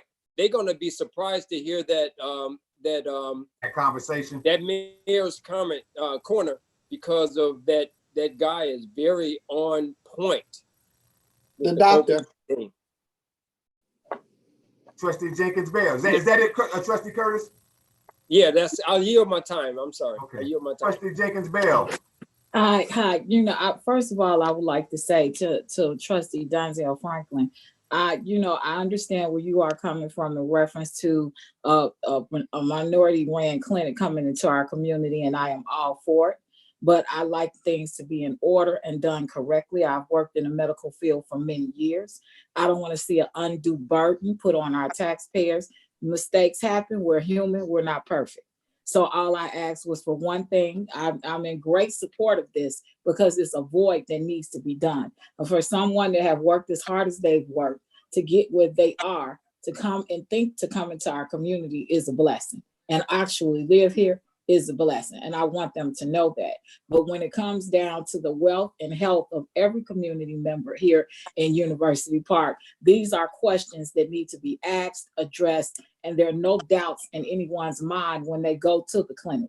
Because if we're not going to support it because we have a doubt, we need to put things out there so they won't have a doubt and they know who we are, and we will support it. Because this is something I plan to support with my child, okay? Now, from there on, I want to piggyback on you with the children. I've been working with one of our residents, Miss Robin Walker, and she decided to look into bringing back our baseball program. So she went to South Suburban Youth Baseball League, and with the help of our mayor, they accepted us back into the league, and we had to come up with the $218 fee for the years between 2016 and 2019, which I decided to pay because of the support that I have and love that I have for the children here in this community. I know that we have to move past COVID. It's something that we have to learn to live with. We got to move past it because it's bothering us mentally, physically. It's just taking a toll on everyone, and myself personally as well.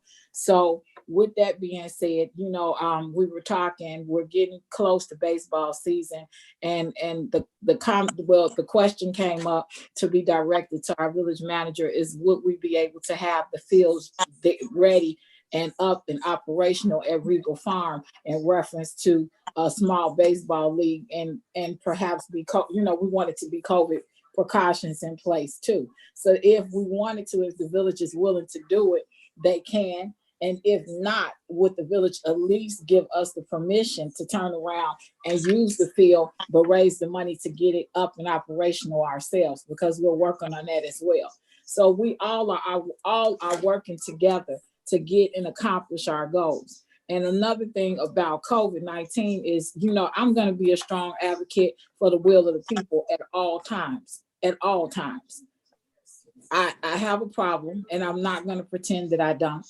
And I have a problem because we're not meeting. We should not have to meet. If you're scared to meet, you have the option to stay home, but we should allow our residents to be able to be vocal in these meetings.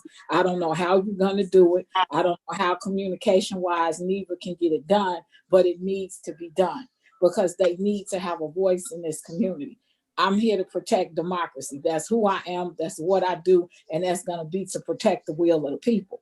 And they should have a voice. It cannot be just us talking and them not saying anything and having to send all of these emails. We have to learn how to live with COVID and still stay on the same page as everyone else and all of those things. If they're meeting in Springfield and they're meeting in Washington, D.C., we need to figure out what we're going to do in University Park to encompass our rights as taxpaying residents here in this village. And if that means do it audio, because we scared still to get close together, let's do it audio. This is where I'm at with that. And that was my report. And I would appreciate if the pleasure of the board would support us with this baseball organization, the South Suburban Youth Baseball League. And if you have any questions, you know how to contact me. Thank you.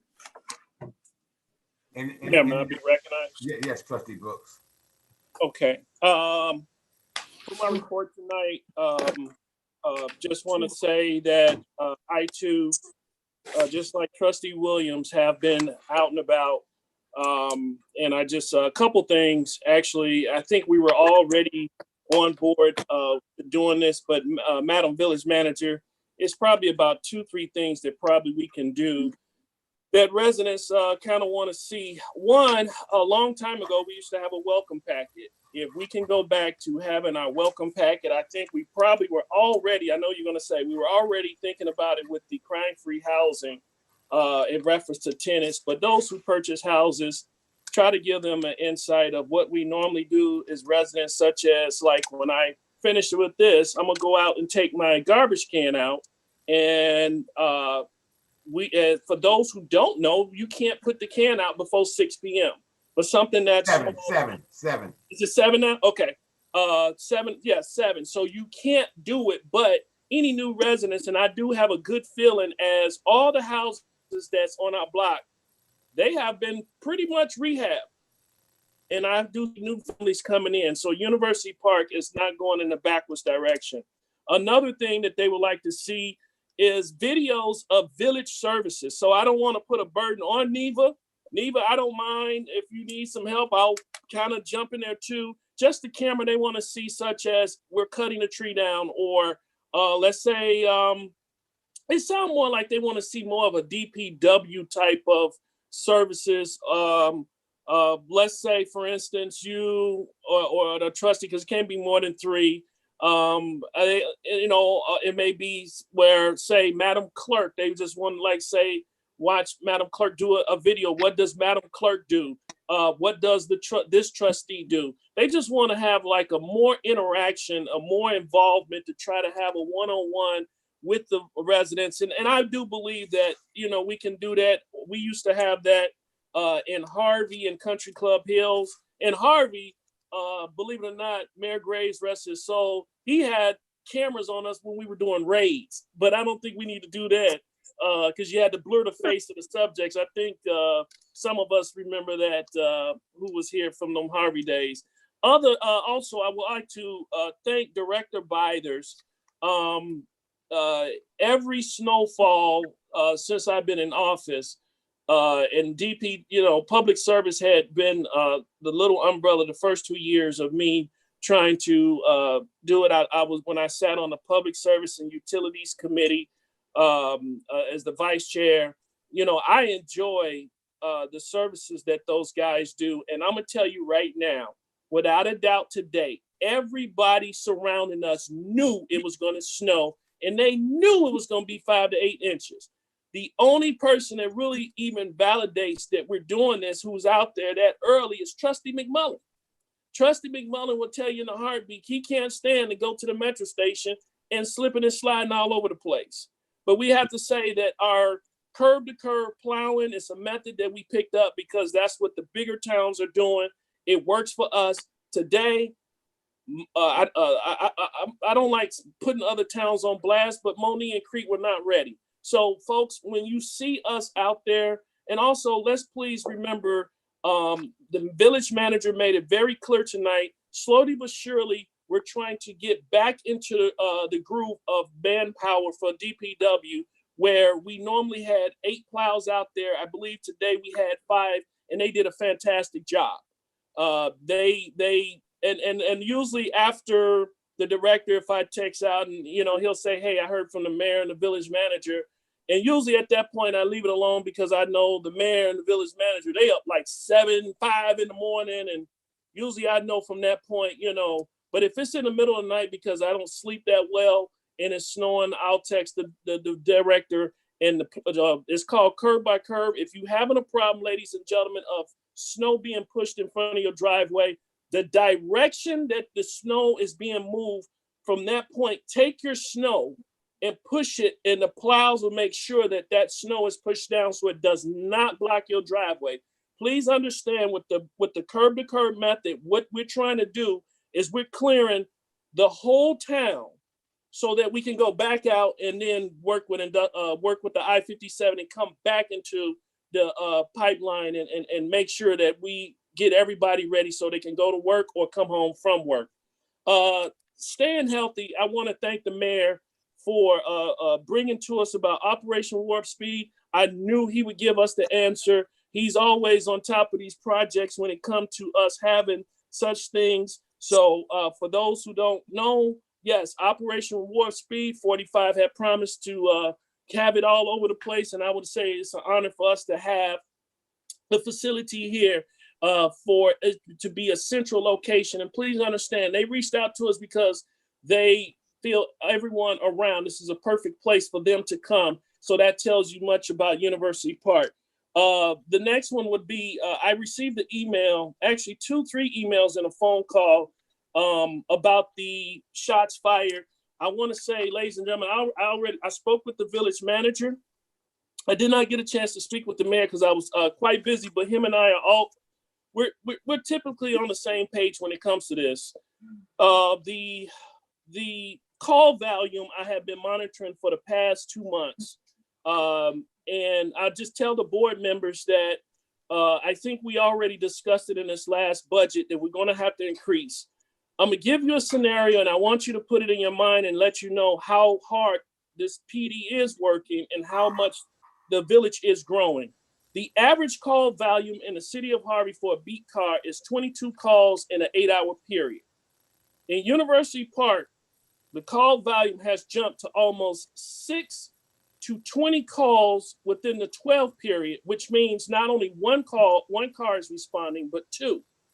The calls that's in there is becoming typical, like they say, of a inner city. People are moving towards the suburbs, but we are adjusting to the call volumes that are coming in. So we will be increasing the manpower. Not only increasing manpower, we have equipment coming in. We have 4 new trucks came in. We are moving forward. So I just would like the people to know that if you do have information, it does not put. Trustee Williams posed the question. If you have a shots fired in front of your home, you call 911. You give the vehicle description. You give everything that you observe, and the dispatcher has to ask you, would you like to leave your name and number? But now you can say no. I have refused several calls. I don't even tell them a trustee call, and I don't even do any of that. I just give the information, keep moving. So I think it's great. I think this was like one of the first discussions we sat down with when I sat down with the mayor when he first got in about having an anonymous tip line. The chief is not on here. I don't think we had moved forward with it, but No, we haven't. Not yet. Okay. But if you have a non-emergency, I'm glad this came up. Please dial 708-534-0911. 534-0911. That is more of, say, if kids are just standing out front. What that does is that with Laraway right now, we have a meeting, if I'm not mistaken, Madam Village Manager, I think it's this week, this Thursday or Yeah. next Thursday. The call volumes that's coming in, what's happening is that we're flooding our system. Remember, we are the larger town on the band. So that is to answer Trustee Williams' question. Also, in relations to the shots fired, please understand when someone questioned about the crime-free housing, and the mayor and the village manager had made it clear that it will have to take us hiring an officer and sending the resources there. But until then, what the chief and what everyone is doing is that we're trying to take our resources, expand out to a broader patrol. Also, I have been there when you have a particular hotspot inside of town. When you have a particular hotspot inside of town, ladies and gentlemen, please understand right now we are at 3 patrolmen. We're trying to move. Some days we have 5, but please understand that we are moving our resources. The trustees are moving their setting the budget so that we will have anywhere from 5 to maybe 7 on the street at any given time, so that we be able to answer the calls much quickly. 2 points. I want to. Then I'm gonna close out, Mr. Mayor. I'll let you handle anything with dealing with Aqua. I learned this, and I think I said it before.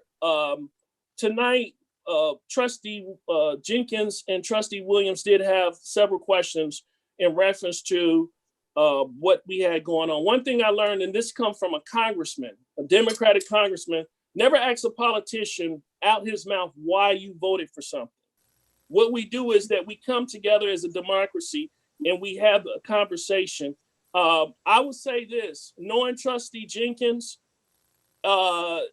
if you call the question too soon, or if we have a first, second, and third reading and it's not reached out to the mayor or the chair, who is the chair, and set the agenda, or if it's not, because he clearly did ask last board meeting, put this on the agenda. If we have to, then I think we should put some clarity to it. But other than that, I'm not gonna lie. I thought my impression was this was a first, second, and third reading.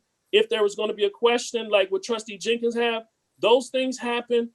If it's a problem, you make a motion to do a first and second reading, like Madam Clerk has said. You can do a first and second reading, and then move to the next one. But we don't never question why a politician may vote a certain way. But I can tell you, in knowing them pretty good, if you force a vote, they're probably going to vote no. So this is a democracy where we all sit here and we all try to make it where we are a progressive board and try to move forward. Lastly, Trustee Jenkins, I want to say to you, I have no problem if you would like to have any donation. I would like to give a hand to you for the 218, because some people just don't do it. They talk about all the things they did, all the things they give away, but what about that money? They take the money and go do something else with it. The salary, the stipend, you name it. Go buy new toys, new cars, you name it. But they don't never invest it back into the community. With me, I have to say, I enjoyed, even before I come here, a kid never played football. Coach Franklin probably knows. You know how many of our kids come and play football, but can't afford the equipment. So I would always give $500 to the organization. And my daughter, she's grown. She's not even she's grown. So I would like to say that, you know, we together as a community, I think that we are in the right direction. Thank Deborah Stroud. I would like to thank Deborah Stroud, because she too brings this inspiration. And like I say, for the aqua water, I would like, you know, I'll leave that up to the mayor this week. But once again, please, if you have a question or anything that you want the mayor, please notify the mayor's office or me in reference to a complaint that you may have in reference to aqua water, and we will definitely take care of it, you know, before that regular Thursday meeting. And once again, I'll just give my number, 708-921-4577. Please call me more than enough time before Thursday And Mr. Mayor, thank you. And also 2 masks.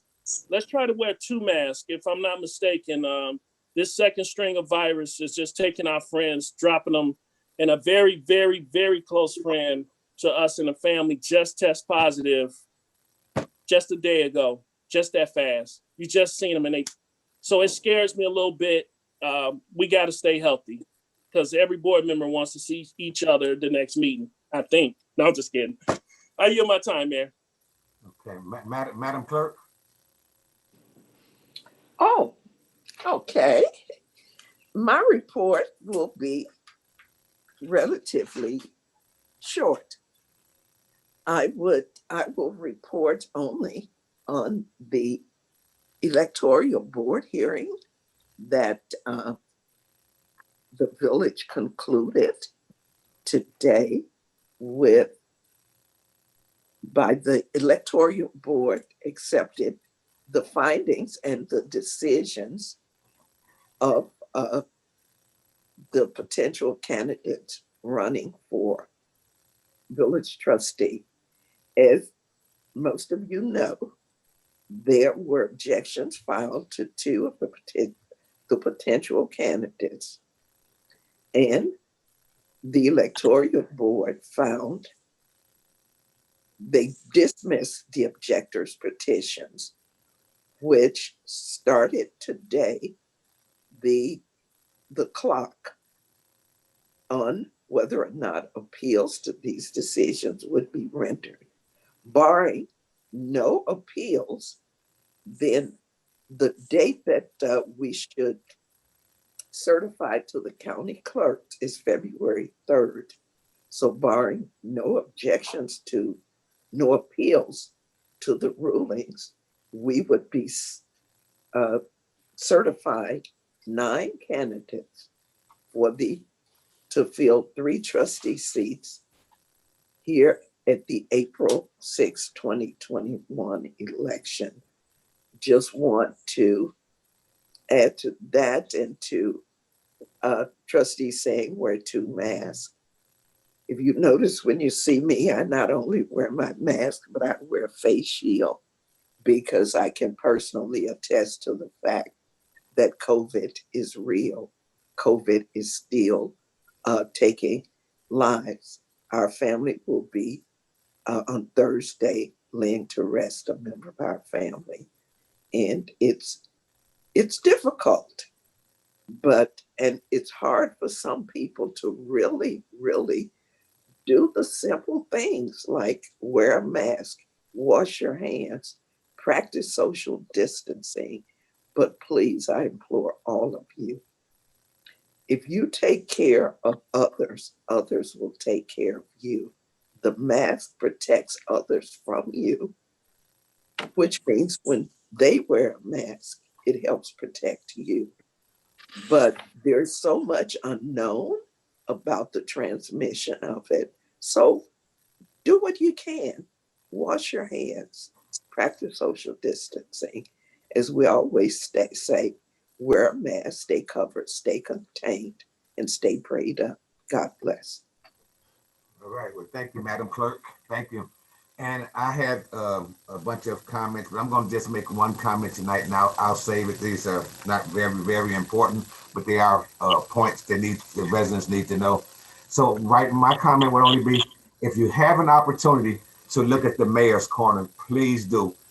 I had a guest by the name of Dr. Chris Colbert, a very detailed conversation about the African-American community and the COVID-19 vaccinations. Very informative. You can get all your points and some of the things that'll be answered by Dr. Colbert. And if I'm not mistaken, it'll be shown on Channel 4 Thursday or before the week is over. So if you guys get an opportunity, if you have some questions or concerns about the COVID-19 vaccination, still tune into the show. It's very informative.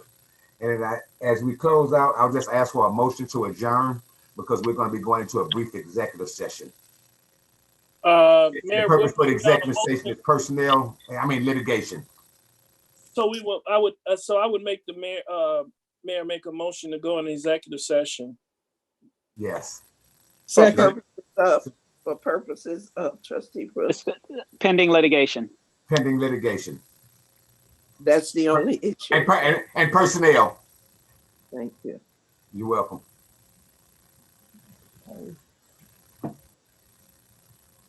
So do we have to sign back in on a different? She got us in a room somewhere? Yes, they're gonna wait in the room. I thought we going yeah. into a breakout. Breakout rooms, that's what I mean. Yeah, I'm sorry. Right. Yeah, one of the breakout rooms.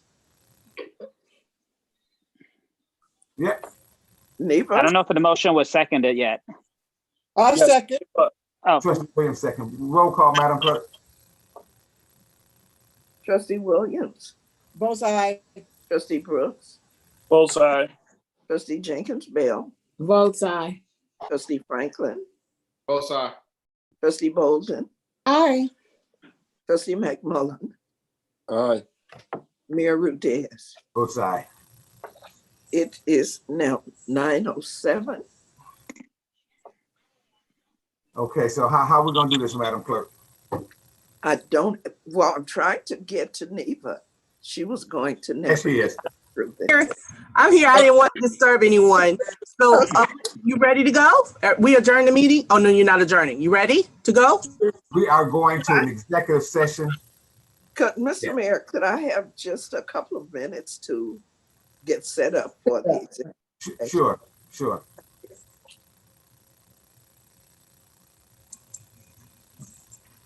I put it in the comments. I don't know if you could see it or not. It popped up, but I didn't see it all. I didn't see it. Oh, okay. I'm sorry, guys. Yeah, it popped up real quick and went away. We have two issues, an update and one issue, and that's it. I promise that this should not take that long, but it's important. Is it gonna be longer than the agenda item? Well, listen, we only had one item on the agenda. I thought we'd be finished at 7:30. Well, I've come to realize this: the shorter the agenda, the longer the meeting. The longer the agenda, the shorter the meeting. So it just comes with it. And this is our first meeting of the year. And I must say to everyone, welcome to 2021. Thank you for all that you have done in 2020. And we look forward to moving this community to the next level. Absolutely. I mean, Mayor, to everyone. I love Jenkins' background. Trustee Jenkins got a smooth background. You see that picture in the background? Yeah. We're going to get an opportunity to go to Washington. We're going to get that opportunity to meet our president and our vice president. Yay. Because I know one thing for sure, that President Biden is a strong advocate for lead and minority communities, lead period. So he's a very strong environmentalist, and for some reason, I feel like he's going to hear our plea. Neva, I can do it if you want, or unless it's Mr. Miller. Did you just see the message he put? I did see the message. What I can do is I can I'll send her an email saying we're about to go out. Would that work, Neva? Do you, I don't think I have your cell phone number, so I don't know if someone else has her cell phone number to send her a text. I can send it. fine. Text is good. She just sent me the number, so I can, what I'll do is I'll send her a text when we're at that point. Okay. All right. And then you guys just give me the go when you're ready. I'm ready, Mr. Mayor. Wow, I didn't even have a chance to run to the little spot, Okay. but that's okay. Well, then I was gonna ask for that too, but Okay, can I have 2 minutes, please? okay. I just want to run to the man's room.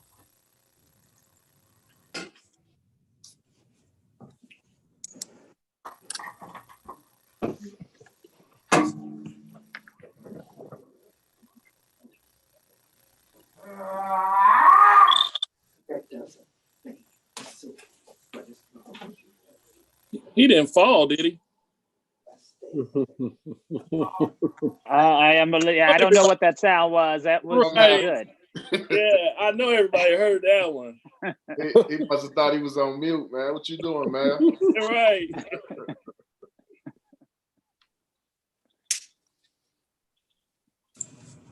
What we doing right now? Executive session. It's a bathroom break right now, McMullen. Oh, Yeah. Let me go.